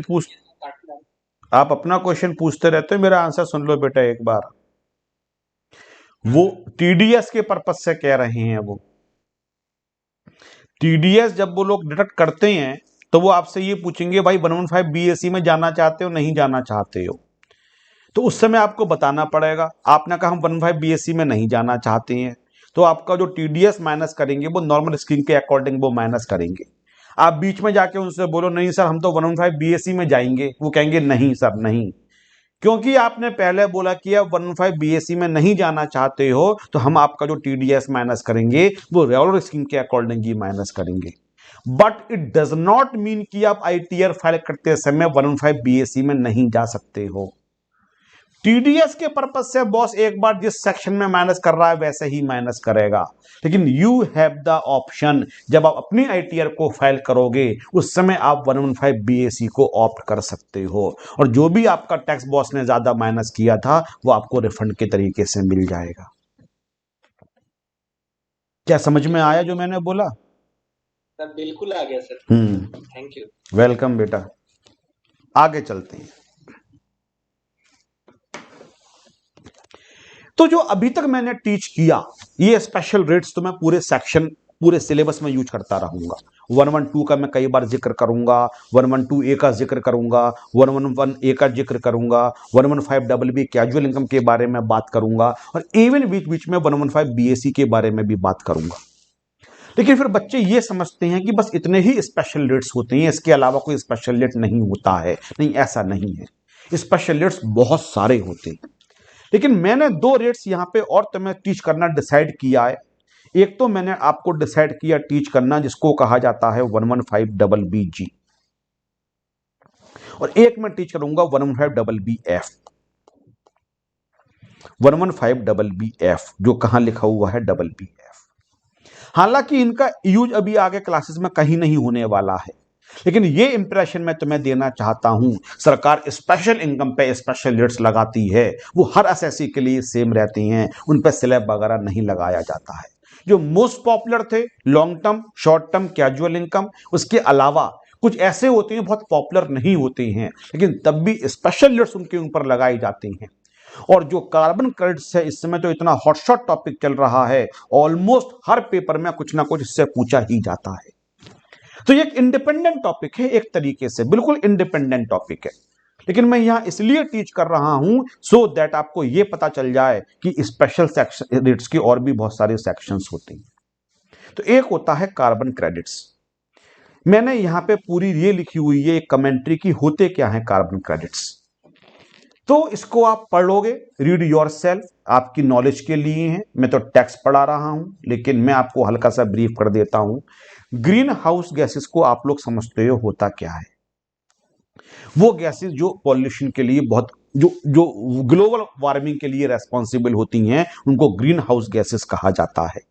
जो ग्रीन हाउस गैसेस होती हैं, वाटर वेपर होता है उसके अंदर, कार्बन डाइऑक्साइड होती है, मीथेन होती है, ओजोन होती है, नाइट्रस ऑक्साइड होती है, और एक ये भी होती है। इन सबको कहा जाता है ग्रीन हाउस गैसेस। ये ग्लोबल वार्मिंग के लिए बहुत ज़्यादा रेस्पॉन्सिबल होती हैं। जो अर्थ का टेम्परेचर बढ़ता चला जा रहा है, जो ओजोन लेयर है जो इम्पैक्ट कर रही है, उनके लिए यही गैसेस आपकी रेस्पॉन्सिबल होती हैं। शायद मैंने लिखा भी है, green house gases are responsible for the green house effect which ultimately leads to the global warming. Glaciers पिघलने लगे हैं, शहर डूबने लगे हैं।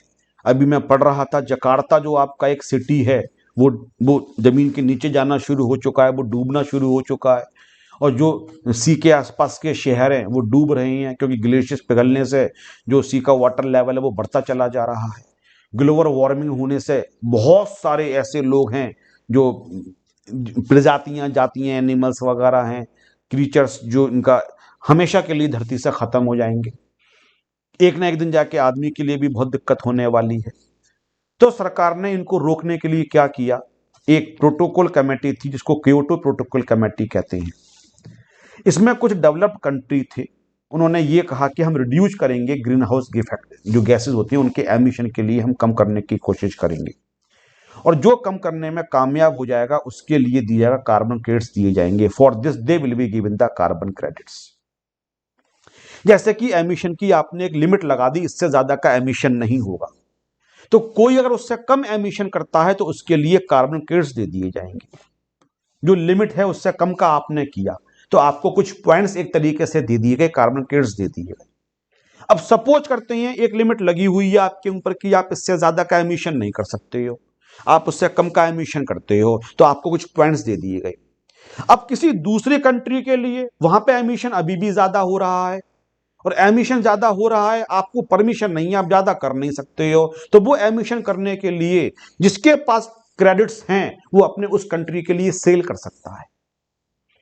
तो जहां कम है उसके पास क्रेडिट्स अवेल हो गए, उसके पास उसके अकाउंट में ट्रांसफर कर दिए गए क्रेडिट्स की, गुड, वेरी गुड, आपने लिमिट के अंदर एमिशन किया है, उस लिमिट से कम का किया है, इतने क्रेडिट्स हम आपके लिए दे रहे हैं।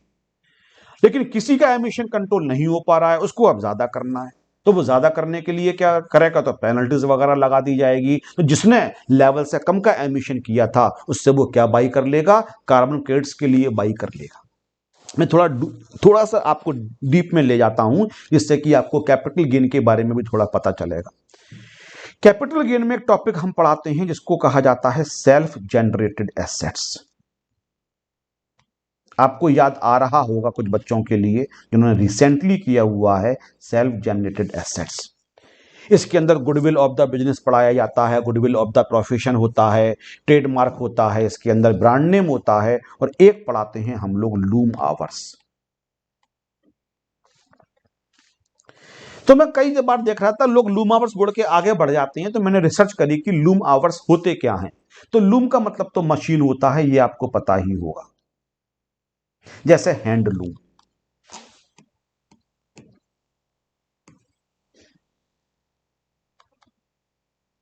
तो जो मशीन हाथ से चले उसको हैंडलूम कह दो, और लूम का मतलब केवल मशीन होता है। तो क्या हुआ था, एक बार टेक्सटाइल इंडस्ट्री जो थी इंडिया में वो बहुत ज्यादा घाटे में जाने लगी थी, लॉस में जाने लगी थी। इतना सारा प्रोडक्शन कर दिया, जो डिमांड थी उससे कई गुना ज्यादा प्रोडक्शन हो गया। और ये इकोनॉमिक्स में आपने पढ़ा होगा, अगर प्रोडक्शन से बहुत, डिमांड से ज्यादा का प्रोडक्शन हो जाता है तो प्राइस आपको फिर कम होने शुरू हो जाते हैं।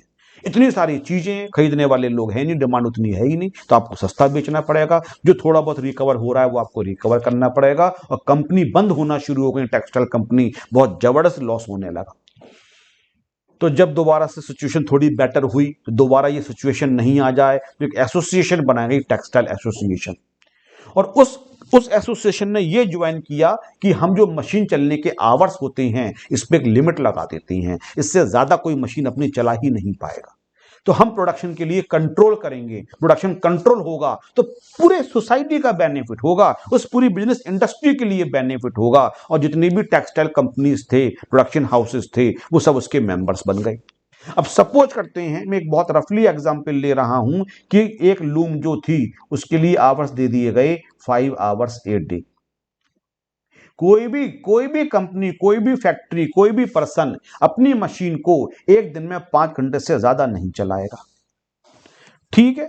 अब एक एक एक एक कोई वो है आपके लिए हाउस, उसके पास सपोज करते हैं 50 लूम्स हैं, 50 मशीन है, एक मशीन को 5 घंटे, 250 घंटे उसकी मशीन चल सकती है एक दिन के अंदर। हाँ सर, चल सकती है। अब सपोज करते हैं इसके लिए रिक्वायरमेंट है 270 घंटे चलाने की, इसका काम अच्छा चल रहा है, इसको 20 घंटे मशीन और चलानी है, लेकिन 20 घंटे मशीन चला नहीं सकता है। क्यों नहीं चला सकता है? क्योंकि एसोसिएशन का मेंबर, इस पे हैवी पेनल्टी लगा दी जाएगी। एक और भी कंपनी है जिसके पास आपके लिए मशीन, जो 20 मशीन है, उसके पास 20 लूम्स हैं, इसको डेली के कितने घंटे अलॉट किए गए हैं? 100 आवर्स किए गए। ये छोटा कोई है, इसका प्रोडक्शन 70 आवर्स में पूरा हो जाता है, इसकी जो डिमांड है 70 आवर्स में मीट आउट हो रही है, ये 30 आवर्स अपने चलाता ही नहीं है मशीन के लिए। अब इसके लिए 20 आवर्स की रिक्वायरमेंट है और इसके पास 30 आवर्स बच जाते हैं, तो फिर क्या करेगा? इसने इसको अप्रोच किया, और भाई तुम्हारे पास, मैंने सुना कुछ आवर्स बच जाते हैं। उसने कहा 30 आवर्स हाँ मैं मशीन नहीं चलाता हूं, मेरे पास बच जाते हैं। उसने कहा 30 आवर्स तो मुझे सेल कर दो। इसने क्या किया, 30 आवर्स में से इसके परचेज कर लिए 30 आवर्स, और इसका पेमेंट इसके लिए दे दिया। इसको कहा जाता है लूम आवर्स, इनटेंजिबल एसेट्स है। समय भी बिक रहा है क्योंकि हमने समय को एक वैल्यू दे दी, इससे ज्यादा का आप नहीं चला सकते हो, तो इसको कहा जाता है सेल्फ जनरेटेड। तो हम इस वाले एसएससी का, जिसको मैं ब्रैकेट में लिख रहा हूं, इसका कैपिटल गेन निकालेंगे। इसने अपने आवर्स के लिए सपोज करते हैं 1 लाख रुपए का बेचा, तो यहां से जब कॉस्ट ऑफ एक्विजिशन माइनस करेंगे तो नील मानी जाएगी, क्योंकि in case of self generated assets cost of acquisition को नील माना जाता है। ये मैं कैपिटल गेन में आपको टीच भी करूंगा, लेकिन अभी भी आप समझ पा रहे होगे मैं कहना क्या चाहता हूं। तो जो भी आप देखो कम घंटे चला रहे हो तो आपको क्रेडिट्स मिल गए, आपको पॉइंट्स मिल गए, आपको अपनी चीज बेचने का राइट मिल गया। बिल्कुल यही कंसेप्ट यहां पे चलता है कार्बन क्रेडिट्स के अंदर। Every industrialised nation has been given certain quota of the units. The quantity of this initial assigned amount is denominated in individual units called the assigned amount units AAU, which is equivalent to the emission of 1 ton of carbon dioxide or equivalent emissions of the other greenhouse gases like methane, nitrogen dioxide. तो कुछ इन्होंने क्या किया, एक limit कर दी कि इससे ज्यादा का एमिशन आपके यहां नहीं होना चाहिए। आपके लिए यूनिट्स असाइन कर दी गई, उस यूनिट का नाम दिया गया था AAU, असाइंड अमाउंट यूनिट। और एक यूनिट किसके इक्विवेलेंट थी? 1 ton of green house gases के लिए थी। Is that clear? Now if a country does not use up its entire allowance of the credits, it can either save it or exchange it for money or give it to some other country which has exceeded its limit. अब हर country को तुमने क्या किया, units दे दी। जैसे India के लिए suppose करते हैं 10 यूनिट्स दे दी गई, इसका मतलब 10 टन आप गैस का एमिशन कर सकते हो। आपको इतना हम अलाउ करने की परमिशन दे रहे हैं, और आपका एमिशन केवल 8 टन का होता है, तो 2 टन आपने क्या कर लिए, उनके लिए आपने सेव कर लिया। तो आपको जो क्रेडिट दिया गया था उसको अगर आप पूरा का पूरा यूज नहीं करते हो तो उसको आप सेव कर लेते हो तो क्या कर सकते हो, उसको आप दूसरे कंट्री को बेच के पैसा कमा सकते हो। लिखा हुआ है if a country uses up its entire limit it has to buy credits from the another country that has not use up its the entire allowance. तो सबको क्रेडिट्स दे दिए गए पहले ही, इतना आपके लिए, इतना आपके लिए, उस कंट्री के हिसाब से। अब जो भी उनके टर्म्स कंडीशंस रहे होंगे किस कंट्री को कितना आप क्रेडिट्स दिया जाए, यूनिट्स दे दी गई एक तरीके से, इतना एमिशन करने की हम आपको परमिशन दे रहे हैं, उससे ज्यादा का एमिशन नहीं करोगे आप, ध्यान रखना। और अगर उससे कम का एमिशंस करते हो तो जो आपके पास बच गए क्रेडिट्स उसको आप मनी में दूसरे कंट्री से एक्सचेंज कर सकते हो। Similarly operators that have not used up their quotas can sell their unused allowances as carbon credits, while businesses that are about to exceed their quotas can buy the extra allowances as credits privately or on the open market। तो अब जितने भी India के अंदर भी industries वगैरह हैं उनके लिए भी एक अलॉटमेंट मिल गया कि आप इससे ज्यादा का एमिशन नहीं करोगे, क्योंकि इंडिया का जो ओवरऑल एमिशन है वो एक्सीड होना नहीं चाहिए, तो उनके ऊपर भी एक लिमिट लगा दी होगी भारत सरकार ने, तुम इससे ज्यादा का एमिशन नहीं करोगे। भारत ने प्रॉमिस किया हुआ है हम अपने क्रेडिट से ज्यादा का एमिशन नहीं करेंगे। अब इंडिया के अंदर जो इंडस्ट्रीज हैं उनके पास भी इस तरीके से क्रेडिट्स आ चुका है, और वो क्या करते हैं, कुछ लोग तो उसको पूरा यूटिलाइज कर लेते हैं, उनको ज्यादा की रिक्वायरमेंट है, कुछ पूरा यूज नहीं कर पा रहे हैं, उनके पास क्रेडिट्स बच जाते हैं। तो जिनके पास क्रेडिट्स बच जाते हैं वो अपने क्रेडिट्स के लिए दूसरे लोगों को या इंडिया से बाहर बेच सकते हैं। इसको कहा जाता है ट्रांसफर ऑफ कार्बन क्रेडिट्स, और इससे पैसा कमाया जाता है। बड़ा हॉटशॉट बिजनेस चल रहा है। जो लोग कहते हैं सही समय पर सही बिजनेस करने से हम पैसा कमा सकते हैं, उनके लिए सही समय पर सही बिजनेस, आप इसका बिजनेस कर सकते हो। आप नेट पे जाके सर्च करो, किसी को नए बिजनेस की तलाश है तो कार्बन क्रेडिट्स के लिए ट्रांसफर करके कैसा पैसा कमाया जाता है इसके बारे में इंफॉर्मेशन को गैदर करो। इंडिया से बाहर बहुत डिमांड है। इंडिया के जो कार्बन क्रेडिट्स हैं वो हमारे पास बच रहे हैं, हम पूरा यूटिलाइज नहीं कर रहे हैं, फिर उनको और नेशंस को बेच के यहां पे बहुत पैसा कमाया जा रहा है। तो सरकार ने फिर क्या किया, जब इससे इनकम होने लगी तो सरकार ने कहा इस पे हमें टैक्स भी चाहिए। तो आज से कुछ साल पहले रिसेंटली, मतलब मैं पुरानी बात नहीं, 4-5 साल से ही पहले एक नया सेक्शन इंट्रोड्यूस किया गया 115BG, स्पेशल रेट लगाया गया। अगर ये नहीं लिखा जाता तो ये बैलेंस इनकम में चला जाता, क्योंकि जो भी इनकम स्पेशल रेट्स के लिए क्वालिफाई नहीं करेगी वो बैलेंस इनकम में चली जाएगी। इंडिविजुअल के लिए स्लैब लग जाता, एचयूएफ के लिए स्लैब लग जाता, कंपनी के लिए 30-25% लग जाता। सरकार ने कहा बहुत कम टैक्स लगाया और वो केवल 10% के रेट से लगाया जाएगा। तो where the total income of an assessee includes any income by way of transfer of carbon credits. Main question में कभी यूज नहीं होगा, ये इंडिपेंडेंट क्वेश्चन आएगा। और क्वेश्चन भी अभी से मैं भविष्यवाणी कर दूं, what is the rate in case of carbon credits. ये एमसीक्यू आपका आएगा और 2 मार्क्स का आपका एमसीक्यू आएगा। सेक्शन याद कर लेना 115BG। जितने भी स्पेशल सेक्शंस होते हैं वो 11 में दे रखे हैं, 112 में दे रखे हैं, 115 के अंदर दे रखे हैं। 115BG में लिखा हुआ है कि इस पर टैक्स का रेट 10% लगेगा। तो अभी तक हम टोटल इनकम के लॉन्ग टर्म को बाहर निकाल रहे थे, शॉर्ट टर्म को, कैजुअल इनकम को। अब अगर ये इनकम भी क्वेश्चन में दे रखी है तो इसको भी हम अलग करेंगे, इसको भी बाहर निकालेंगे। लेकिन सर आपने कहा था जो भी स्पेशल इनकम्स होती हैं उसमें से 80C2 80U का बेनिफिट नहीं मिलता है, तो क्या इसमें से भी नहीं मिलेगा? हाँ सर, लिखा होगा एक्ट में, देखो मैं पढ़ के दिखाता हूं। लिखा हुआ है no deduction in respect of any expenditure और अलाउंस। अब अलाउंस के अंदर जो भी बेनिफिट अलाउ हो सकता है तो इसमें डिडक्शन भी आ गया। और देखो अब जो मैं बोल रहा हूं वो आपको 2 नंबर दिलवा सकता है। इवन इनकम को अर्न करने के लिए खर्चा किया गया होगा वो भी माइनस नहीं किया जाएगा। अभी तक तो मैंने कहा था कैजुअल इनकम केवल एकमात्र ऐसी इनकम होती है कि इसमें से एक्सपेंडिचर्स का बेनिफिट नहीं मिलता है। हर इनकम, कोई भी इनकम को आप कंप्यूट करोगे तो उस इनकम को अर्न करने के लिए जो खर्चा किया गया है उसके लिए माइनस करना पड़ेगा। आपने हाउस प्रॉपर्टी में एक्सपेंडिचर्स माइनस करे, पीजीबीपी में माइनस करते हो, कैपिटल गेन में करते हो, अदर सोर्सेज के अंदर करते हो, बट कैजुअल इनकम में एक्सपेंडिचर्स माइनस नहीं होते। You bought A ticket of ₹2 lottery ticket and you won rupees 100. What is your casual income? 98? No, wrong answer. Income is 100. जो 2 रुपए अपनी जेब से खर्च करे, forget about it. कोई एक्सपेंडिचर माइनस नहीं होता है। कार्बन क्रेडिट्स का रेट सरकार ने इतना कम रखा है 10%। सरकार कहती है अब ये उम्मीद मत करना हम एक्सपेंडिचर्स माइनस करेंगे। इस इनकम को अर्न करने के लिए खर्चा किया गया वो खर्चा माइनस नहीं होगा। लेकिन खर्चा माइनस नहीं होने के साथ साथ किसी भी तरीके का और भी बेनिफिट नहीं दिया जाएगा। अलाउंस का मतलब होता है बेनिफिट अलाउ करना, इसका सैलरी वाले अलाउंस से रिलेशन नहीं है। ये इंग्लिश के एक वर्ड अलाउंस का मतलब है। सैलरी में अलाउंस का मतलब house rent allowance, lunch allowance, वो अलग कंसेप्ट है। यहां अलाउंस का मतलब एनी बेनिफिट जो किसी इनकम में से दिया जाता है, इस इनकम में से वो बेनिफिट नहीं दिया जाएगा। डिडक्शन 80C to 80U का बेनिफिट नहीं मिलेगा। इवन किसी भी लॉस को, नो सेट ऑफ लॉसेस, किसी भी तरीके के लॉस को भी सेट ऑफ नहीं करेंगे। फिर लिखा हुआ है अलाउंस, ये भी तो अलाउ हो गया। तो सपोज करते हैं आपका एक कार्बन क्रेडिट से आपको इनकम हो रही है और एक आपका लॉस है, तो उस लॉस को क्या इस इनकम से सेट ऑफ कर दोगे? नहीं।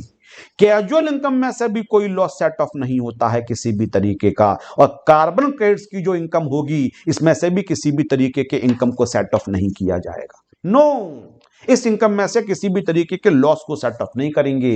एक्ट में लिखा हुआ है no deduction in respect of any expenditure और अलाउंस। अलाउंस किसी भी तरीके का कोई बेनिफिट, इस इनकम को हम कम नहीं करेंगे। जो भी अमाउंट होगा उस पर 10% से आपको टैक्स पे करना पड़ेगा।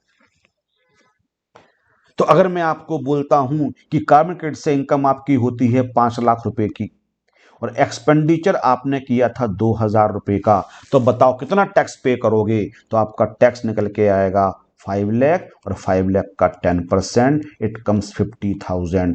एक्सपेंडिचर्स को माइनस नहीं करोगे। 80C to 80U का बेनिफिट नहीं मिलेगा। किसी भी तरीके के लॉस को आप क्या करोगे? सेट ऑफ नहीं कर सकते हो। जो भी कमाया, जो भी हाथ में आया रिसीट, वो पूरा का पूरा 10% से टैक्सेबल हो जाएगा। क्वेश्चन MCQ आएगा, रेट पूछेंगे 90% या 1% वो ये भी दे सकते हैं, एक्सपेंडिचर्स भी दे दें और बोले क्या ट्रीटमेंट होगा। एक्सपेंडिचर माइनस नहीं होगा, जो भी टोटल अमाउंट रिसीट हुआ होगा उस पर 10% के रेट से आपको टैक्स पे करना पड़ेगा। सेक्शन जरूर याद कर लेना 115BG। इसके अलावा पूरे इनकम टैक्स में इसका मैं कहीं यूज नहीं करने वाला हूं। लॉन्ग टर्म का हर जगह करूंगा, शॉर्ट टर्म का हर जगह करूंगा, इवन कैजुअल इनकम का भी मैं जिक्र करूंगा। ये मैं अब आगे कहीं यूज नहीं करने वाला हूं। बस ये स्पेशल रेट्स होता है, पेपर में आता है, आपको पता होना चाहिए। और आखिरी स्पेशल रेट, इसका मतलब ये नहीं है और स्पेशल रेट्स नहीं होते हैं, और भी होते हैं, लेकिन आपके एग्जाम के हिसाब से जो रेट्स हैं वो मैं बता रहा हूं। पेटेंट के लिए आज से कुछ साल पहले एक नया रेट दिया गया, इसको कहा गया tax on income from the patent. क्या मतलब होता है पेटेंट? अगर पेटेंट से आपको रॉयल्टी इनकम होती है, आपने कोई चीज अपने नाम से पेटेंट करवा ली, अब किसी और को यूज करने का राइट दे रहे हो तो आपको रॉयल्टी मिलेगी। तो royalty in case of patent means consideration including any lump sum consideration but excluding any consideration. इसको छोड़ो तो बाद में पढ़वाऊंगा मैं, इसके लिए बस इतना समझ लो। Royalty in respect of patent means consideration including any lump sum consideration. आपने अपना पेटेंट किसी के यूज करने के लिए दिया और वो आपको एक पेमेंट दे रहा है यूज करने का, एक लमसम में पेमेंट आपको दे रहा है। दो तरीके से आप इनकम को कमा सकते हो। उस पेटेंट को यूज करके जो भी इनकम कमाएगा उस इनकम में इतना हिस्सा आपको मिलेगा, या दूसरा उससे मतलब नहीं है वो कितना पैसा कमाएगा, लमसम में एक आपको पैसा दे देगा। इसको कहा जाता है royalty in respect of the patent. तो आपको पेटेंट से जो इनकम होती है, देखो ध्यान से, where the total income of an eligible assessee. Eligible assessee कौन होता है?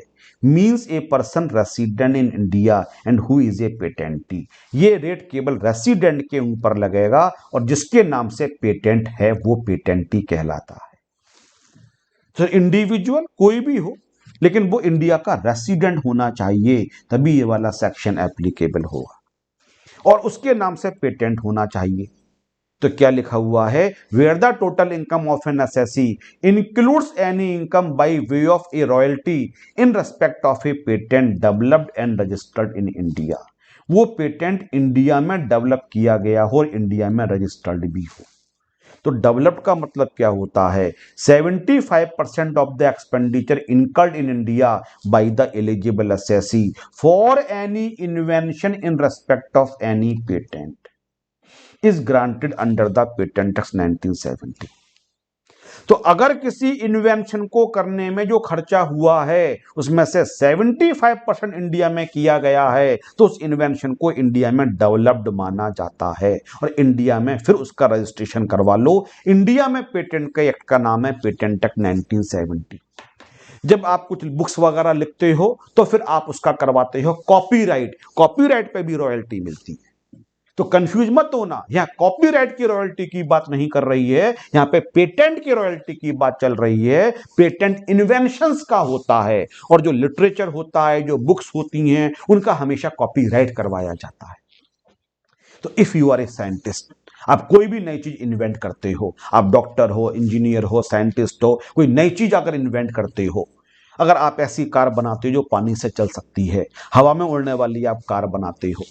अब जैसे कि अभी अभी जो एलन मस्क की कंपनी है ड्राइवर लेस कार बना दी, काफी टाइम से कोशिश कर रहे थे, पहले भी थी, अब और भी उसको मॉडिफाई कर दिया है, उसकी सक्सेसफुल ट्रायल भी शुरू हो चुके हैं। आप गाड़ी में बैठ जाओ, ड्राइवर नहीं होगा, इतने सारे सेंसर्स लगे होंगे, उस हिसाब से गाड़ी खुद डिसीजन लेती रहेगी, लेफ्ट जाना है, राइट जाना है, बस उसमें आप डायरेक्शंस डाल दो, अपने आप चलती रहेगी। एप्पल ने कितने सारे पेटेंट्स अपने पास करवा रखे। जब एप्पल ने फर्स्ट टाइम पूरी स्क्रीन को दिया था, स्टार्टिंग में देखो मोबाइल के अंदर जो स्क्रीन आती थी वो स्क्रीन ऊपर से थोड़ी सी नहीं होती थी, नीचे भी बटन्स की जगह स्क्रीन नहीं होती थी। इतने बड़े मोबाइल में इतने हिस्से के अंदर स्क्रीन होती थी 75 प्लेसेस पे, और 25 से 30 प्लेसेस पे केवल आपके लिए स्पेस छोड़ा जाता था, माइक के लिए छोड़ा जाता था, स्पीकर के लिए छोड़ा जाता था, नीचे बैक बटन के लिए छोड़ा जाता था, होम बटन के लिए छोड़ा जाता था। एप्पल ने पहली बार ऐसा मोबाइल लॉन्च किया, पूरी स्क्रीन थी, उसी पे बैक जाने का था, उसी पे होम बटन था, बीच में छोटा सा कैमरे के लिए दे दिया था आपके लिए। 100% पूरी स्क्रीन पे आप इसमें मूवी देख सकते हो, और ये एप्पल के पास पेटेंट था। अब जब तक एप्पल के पास पेटेंट रहेगा तो हर दूसरी कंपनी 100% कवर नहीं कर पाएंगी। तो बहुत सारी कंपनीज क्या करती थी, नीचे 5 या 6% स्पेस उन्हें छोड़ना पड़ता था, ऊपर से नीचे तक स्क्रीन वो शो नहीं कर सकती थी। अगर आपके पास थोड़ा पुराना मोबाइल है तो आप देखना, आपको लगता होगा पूरी स्क्रीन पे आप मूवी देख रहे हो, लेकिन नीचे थोड़ा सा इस एरिया छोड़ा गया होगा, क्योंकि उसका जो पेटेंट है वो एप्पल के पास है। तो बड़ी बड़ी कंपनीज होती हैं, साइंटिस्ट होते हैं, जब भी कोई नई चीज इन्वेंट करते हैं तो उसके नाम से पेटेंट करवा लेते हैं। तो अगर पेटेंट इंडिया के अंदर डेवलप्ड किया गया है, और डेवलप्ड कब माना जाएगा उसके लिए, कि जो भी इन्वेंशन एसएससी ने किया था उसमें जो खर्चा आया था वो 75% अगर इंडिया में किया गया है और उसको फिर इंडिया में पेटेंट एक्ट में रजिस्टर्ड करवा लिया गया, तो उसको बोलेंगे developed in India and registered in India. तो कोई भी अगर पेटेंट जो इंडिया के अंदर डेवलप किया गया था और रजिस्टर्ड किया गया था, अगर उससे किसी भी एलिजिबल एसएससी के लिए, मतलब वो इंडिया में क्या होना चाहिए, रेसिडेंट होना चाहिए। अगर रॉयल्टी इनकम हो रही है तो उसके लिए अगर यहां पे नहीं लिखा जाता तो रेट लग जाता जो बैलेंस इनकम पे रेट लगता है, और बैलेंस इनकम पे रेट अगर लगाते तो बहुत हाई रेट से टैक्सेबल हो जाता। स्लैब मतलब 30%, कंपनी का भी 30, फर्म का भी 30, बहुत हाई रेट से हो जाता। और सरकार ये चाहती है इंडिया में ज्यादा से ज्यादा इन्वेंशंस हों और इंडिया के अंदर वो पेटेंट भी करवाई जाएं, जैसे इंडिया के बाहर लोग यूज करें तो इंडिया में इनकम आए। तो सरकार इस इनकम को प्रमोट करना चाहती है, और जिस इनकम को प्रमोट करना चाहती है वहां टैक्स क्रेडिट कम रखा जाएगा। कार्बन क्रेडिट सरकार चाहती है लोगों के पास ज्यादा से ज्यादा क्रेडिट्स हों, इसका मतलब ही कम से कम एमिशन हो ग्रीन हाउस गैसेस का। आप प्रमोट करो ना कि आप पैसा कमाओ, हम आपसे टैक्स बहुत कम लेंगे, तो लोग ज्यादा पैसा कमाएंगे, मोटिवेट होंगे। तो सरकार ने कहा कि आप एमिशन कम से कम करो, कम से कम एमिशन करोगे तो आपके पास ज्यादा कार्बन क्रेडिट्स हो जाएगा, तो जिसको बेच के आप ज्यादा पैसा कमा लोगे, और आप ज्यादा पैसा कमाओ, हमें ज्यादा टैक्स नहीं चाहिए, हमें केवल 10% से टैक्स चाहिए। और सरकार यहां पे भी ये कह रही है, अगर आप अपने पेटेंट को किसी को यूज करने का राइट दे रहे हो, उस वजह से आप रॉयल्टी को वन कर रहे हो, हमें ज्यादा टैक्स नहीं चाहिए, हमें केवल 10% से चाहिए, केवल 10%। तो सरकार ने कहा, the amount of income tax calculated on the income by way of royalty in respect of the patent eight the rate of 10%। तो अब आपको याद करना इजी हो गया, जो 115BB था उस पर भी 10% था, और जो पेटेंट पे रॉयल्टी मिल रही है इस पर भी जो टैक्स का रेट है वो 10% है। और सर बी में क्या लिखा हुआ है? बी में छोटी सी बात, मैं बी को यहां से हटाना चाह रहा था, पता नहीं भूल कैसे गया।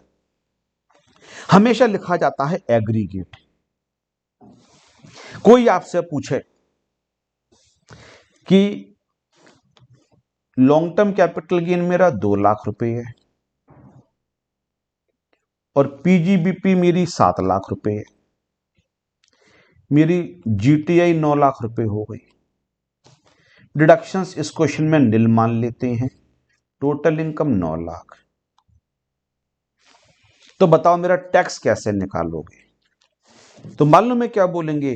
Tax will be aggregate of long term capital gain at the rate of 20% and total income reduce by long term capital gain at per the slab, या नॉर्मल रेट, या रेट एप्लीकेबल।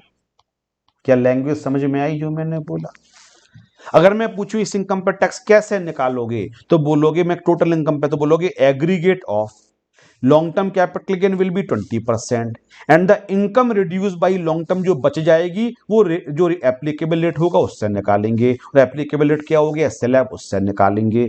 ये लैंग्वेज इसलिए मैंने यहां पे लिखी हुई है, इसका मतलब ही यही हो गया।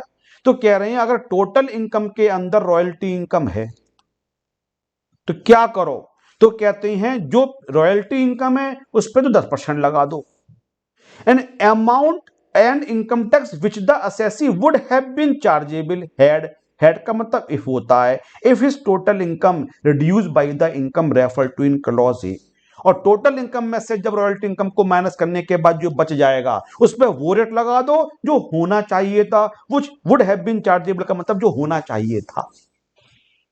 तो इसको नहीं भी पढ़ोगे तो आपको पता है, तो बस आप इतना याद कर लो कि जो पेटेंट इंडिया के अंदर रजिस्टर्ड डेवलप्ड होता है, ऊपर वाले के आने के चांसेस भी 99%।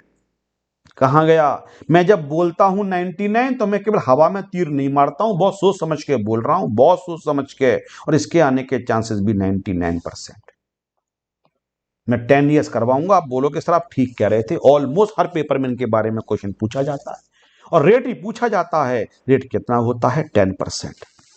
लेकिन जो बात ऊपर लिखी थी वो बात यहां भी लिख दी गई, जब सरकार इतना कम रेट लगा रही है तो किसी भी तरीके का बेनिफिट नहीं देगी। सेम क्या लिखा हुआ है? No deduction in respect of any expenditure और अलाउंस शैल बी अलाउड। किसी भी तरीके के 80C to 80U का बेनिफिट नहीं मिलेगा, कोई भी खर्चा माइनस नहीं किया जाएगा और किसी भी तरीके से कोई भी लॉस को इसमें से सेट ऑफ नहीं किया जाएगा।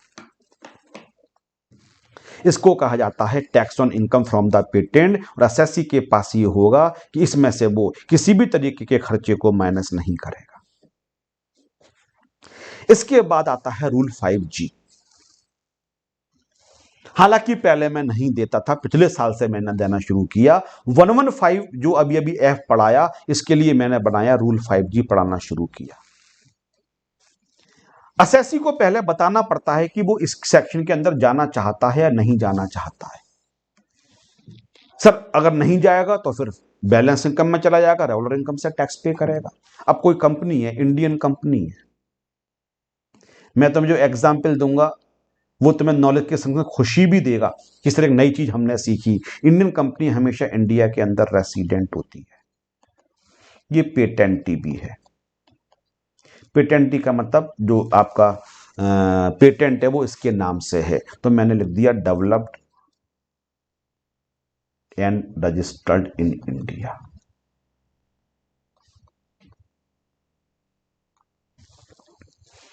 अब इसने जो पेटेंट से रॉयल्टी इनकम को वन किया, रॉयल्टी इनकम 10 लाख रुपए थी और जो एक्सपेंडिचर किया गया था वो 2 लाख रुपए का किया गया था। मैं इंडियन कंपनी से कहता हूं कि तुम्हारे पास 2 ऑप्शन है, या तो आप नॉर्मल रेट से टैक्स पे कर दो 30% है, या आपके पास दूसरा ऑप्शन है कि आप 10% से पे कर दो, 115BB ऐप में चले जाओ। मैंने यहां पे ऑप्शन 1 लिखा और यहां पे लिखा ऑप्शन 2। ऑप्शन 2 का मतलब आप कहां जा रहे हो, सेक्शन 115BB ऐप के अकॉर्डिंग टैक्स पे करना चाहते हो। तो यहां पे वो लिखेगा इनकम 10 लाख, फिर एक्सपेंडिचर्स माइनस करेगा, तो जो कंपनी है उसकी इनकम हो जाएगी 8 लाख रुपए। फिर कंपनी पे जो रेट होता है टैक्स का 30% होता है, तो 8 लाख रुपए और इसका 30%, और ये हो जाएगा 2,40,000 रुपए टैक्स। सरचार्ज वगैरह लगता है नहीं लगता है, वो तो डिपेंड करेगा, टोटल इनकम है, हेल्थ एंड एजुकेशन से तो ऐड करेंगे ही करेंगे, लेकिन यहां तक का कंपैरिजन कर लेते हैं। But if company opt to pay tax as per section 115BB ऐप, तो कंपनी लिखेगी इनकम 10 लाख रुपए। अब एक्सपेंसेस माइनस करने की परमिशन नहीं है। अगर 115BB ऐप में जाना है तो परमिशन नहीं है आपके पास, 10 लाख रुपए। लेकिन अब जो टैक्स निकालेंगे वो 115BB ऐप के अकॉर्डिंग निकालेंगे, और वो 10 लाख का हो जाएगा 10%, 1 लाख। यहां टैक्स था 2,40,000 रुपए और यहां टैक्स निकल के आया 1 लाख रुपए। बताओ कंपनी किसको ऑप्ट करेगी, 115BB ऐप को। तो सर 115BB ऐप में जब 10% रेट है तो ऑप्शन क्यों दिया गया किसी में चले जाए। अब यहां से मेरा टीचर का रोल शुरू होता है। इन खर्चों को बढ़ा के मैं कर देता हूं 8 लाख। इस रॉयल्टी को अर्न करने के लिए 8 लाख रुपए का खर्चा किया गया। अब जाते हैं ऑप्शन 1 के अंदर, तो यहां से वो एक्सपेंडिचर माइनस करेगा 8 लाख, तो असेसी जब इतना माइनस कर लेगा 2 लाख, तो अब टैक्स निकालेंगे और 2 लाख का 10% कितना निकल के आएगा, 20,000। लेकिन सेकंड ऑप्शन में जाएंगे तो इनकम अभी भी 10 लाख रुपए रहेगी, क्योंकि यहां एक्सपेंडिचर का बेनिफिट मिलेगा ही नहीं। अब बोलो नई चीज मैंने सिखाई नहीं सिखाई आपके लिए, ये बात क्या आपके दिमाग में आई थी। और 1 लाख और 1 लाख पे 10%, sorry 10 lakh, sorry I am sorry, 10 lakh का 10%, 1 लाख। अब बताओ कौन सा बेनिफिशियल रहा। सर अब बेनिफिशियल आपके लिए ये वाला हो गया 20,000। अब खर्चे को माइनस कर लें। आप सोचो अगर खर्चा बहुत ज्यादा है तो माइनस करो, और खर्चा बहुत कम है तो 115BB ऐप में चले जाओ। तो अब कंपनी के पास ऑप्शन होगा ना, ऑप्शन 1 में जाना चाहती है, ऑप्शन 2 में जाना चाहती है।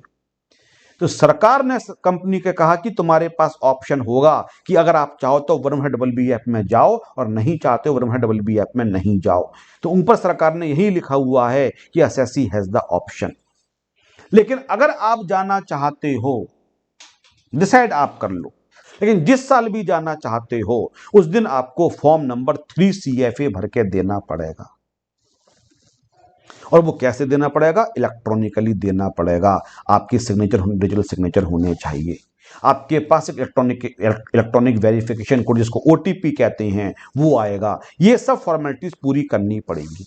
इस फॉर्म को भरने की लास्ट डेट क्या होगी, form shall be furnished on और before the due date specified under section 130(1) for furnishing of the return for the relevant assessment year in case option is accessed for that assessment year। मतलब आप हर साल बार बार decide करो, लेकिन जिस साल भी आप 115BG में जाओगे उस साल आपको ये वाला फॉर्म भरना पड़ेगा 3 CFA। पहले ये मैं फॉर्म का नाम नहीं देता था, लेकिन पता नहीं मुझे लास्ट टाइम से इंट्यूशन होता है कि शायद MCQ में पूछ लें वो ये वाला कौन सा फॉर्म होता है, 3 CFA होता है। ITR फाइल करने की लास्ट डेट से पहले पहले आपको ये फर्निश करना पड़ेगा। इसके बाद लिखा होता है एलिजिबिलिटी और नॉन एलिजिबिलिटी। क्या लिखा हुआ है, where an eligible assessee opts for taxation of income by way of royalty in accordance with the provisions of this section. and the assessee offers the income for taxation for any of the 5 succeeding assessment year not in accordance with the provisions of the subsection 1, then मैं colour change कर रहा हूं, assessee shall not be eligible to claim the benefit of the previous year for this section for 5 subsequent assessment years। सरकार कहती है भाई पहली साल डिसाइड करो, सपोज करते हैं प्रीवियस ईयर असेसमेंट ईयर 23-24, वो कहता है हाँ जी बोलो किस में जाओगे, और आपने कहा मैं 115BBF में जाना चाहता हूं। असेसी ने कहा ठीक है आप चले जाओ। अब असेसी ये नहीं कह रही है लाइफ टाइम के लिए रहोगे, ये नहीं बोल रही है। असेसी कहती है इसके बाद के जो 5 साल आएंगे 27 जो 5 साल आएंगे इसमें आपको 115BBF में रहना चाहिए, बाद के 5 साल। बोले 29-30 में आपके पास ऑप्शन होगा, आप डिसाइड कर लो जाना है दोबारा से नहीं जाना है। लेकिन एक बार अगर 115BBF में आप चले गए तो हम आपको सजेशंस दे रहे हैं कि आगे के 5 साल में रहना। तो असेसी यहां पे 115BBF में चला गया, फिर 115BBF में चला गया। 26-27 में असेसी को लगा नहीं यार अब तो खर्चे हमारे हो रहे हैं बहुत ज्यादा, 115BBF में जाने का फायदा नहीं है, चलो रेगुलर टैक्स पे करते हैं, और वो चला गया आपके लिए रेगुलर टैक्स में चला गया, वो स्पेशल टैक्स को छोड़ दिया। सरकार बोला देखो हम तुमसे कह रहे हैं मत जाओ बाहर, वो कहता नहीं सर मुझे तो अब ये बेनिफिशियल लग रहा है मैं तो बाहर जाऊंगा।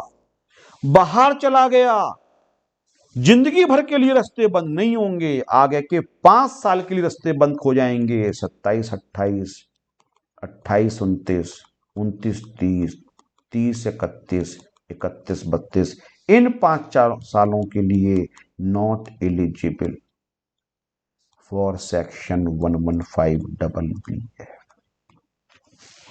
तो यहां पे हर साल तो डिसाइड नहीं करोगे, लेकिन एक बार डिसाइड कर लिया तो 5 साल के लिए जाओ, 6ठे साल में फिर तुम्हारे पास ऑप्शन होगा। लेकिन जिस ईयर में डिसाइड किया उसके आगे के 5 सालों में किसी एक साल में बाहर निकल गए, तो जिस साल बाहर निकलोगे उसके बाद के जो अगले 5 साल होंगे उसमें दरवाजे बंद कर दिए जाएंगे, और आपके पास 31, 32, 33 में दोबारा आपके पास ऑप्शन होगा कि आप आना चाहते हो नहीं आना चाहते हो। लेकिन यहां तक नहीं आ पाओगे। हाँ 32, 33 में एक बार आ गए दोबारा से तो फिर आगे 5 साल तक रहना। एक बार पहली बार जब भी आओगे तो उस साल उसके आगे 5 साल तक रहना, और अगर किसी ईयर में बाहर निकल गए तो जिस ईयर में बाहर निकलोगे उसके अगले 5 सालों में तुम्हें एंट्री नहीं मिलेगी। अब दोबारा पढ़ो, where an eligible assessee opts for taxation of income by way of royalty in according with the provisions of this section, मतलब 115 के अंदर BBF के अंदर ऑप्ट कर गया, चलो 23-24 में कर गया, and assessee offers income for taxation for any of the 5 succeeding assessment year। जो इसके बाद के 5 साल थे उसमें एनी किसी भी एक साल में वो टैक्स ऑफर करता है, कैसे, not in accordance with the provisions of this section.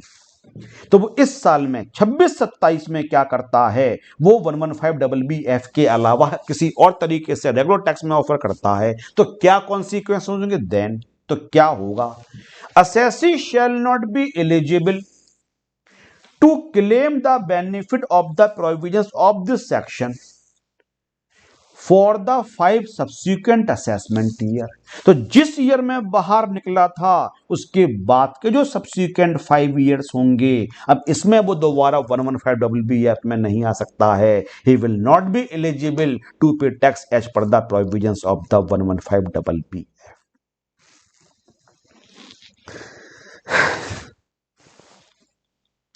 And this is the end of today's class. Chapter पूरा करवा दिया, मुझे उम्मीद नहीं थी मैं 2 आवर्स की आपको 4 क्लासेस इसके अंदर लगा दूं, लेकिन एक बेनिफिट हो गया। आज आप बहुत हाई लेवल का टैक्स निकालना जानते हो किसी भी एसएससी का, आपको एग्जैक्टली पता है कि जनरली टैक्स कैसे निकाला जाता है, 115BBF के अंदर और 1BBG के अंदर ना तो कोई एक्सपेंडिचर माइनस किया जाएगा और ना ही किसी और तरीके का अलाउंस का बेनिफिट मिलेगा। किसी और तरीके के अलाउंस का बेनिफिट नहीं मिलेगा। इट मींस ना तो 80C to 80U का बेनिफिट दिया जाएगा और ना ही किसी भी तरीके के लॉस को इस इनकम से सेट ऑफ किया जाएगा। 115BBG में तो आपके पास ऑप्शन नहीं है, कार्बन क्रेडिट्स 10% से ही टैक्सेबल होगा। लेकिन 115BBF में एलिजिबल एसएससी के पास ऑप्शन है, वो ऑप्ट कर सकता है रेगुलर स्कीम के अकॉर्डिंग टैक्स पे करना या BBF के अकॉर्डिंग करना। लेकिन BBF के अकॉर्डिंग एक बार अगर वो सेलेक्ट करता है तो जिस ईयर में फर्स्ट टाइम गया उसके आगे के 5 सालों में सरकार कहती है 115BBF के साथ ही रहना। लेकिन आगे के 5 सालों में किसी भी एक साल में अगर आप 115BBF को छोड़ देते हो तो जिस ईयर में आपने छोड़ा था उसके आगे के जो 5 साल होंगे उन सालों के लिए आप 115BBF के लिए एलिजिबल नहीं होंगे। But in case of carbon credits 115BBG आपके पास ऑप्शन नहीं है। जैसे लॉन्ग टर्म पे लगता ही 20% है तो BBG में आपके पास ऑप्शन नहीं है, रेट आपके ऊपर हमेशा 10% ही लगाया जाएगा। अच्छा, नीचे वाले केस में आई एम सॉरी 30% होगा।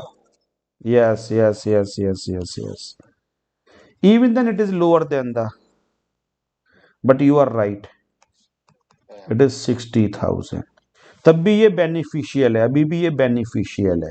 60,000 less than the 1 lakh, but you are right absolutely it will be 30%।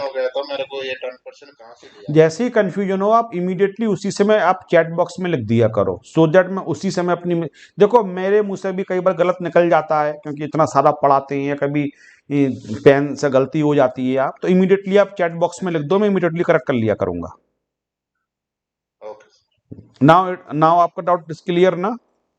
Yes yes yes clear. Praveer साहब तो चले गए। अशोक साहब आपको कोई doubt? No sir, no doubt. Sure? Yes sir. Shruti any doubt?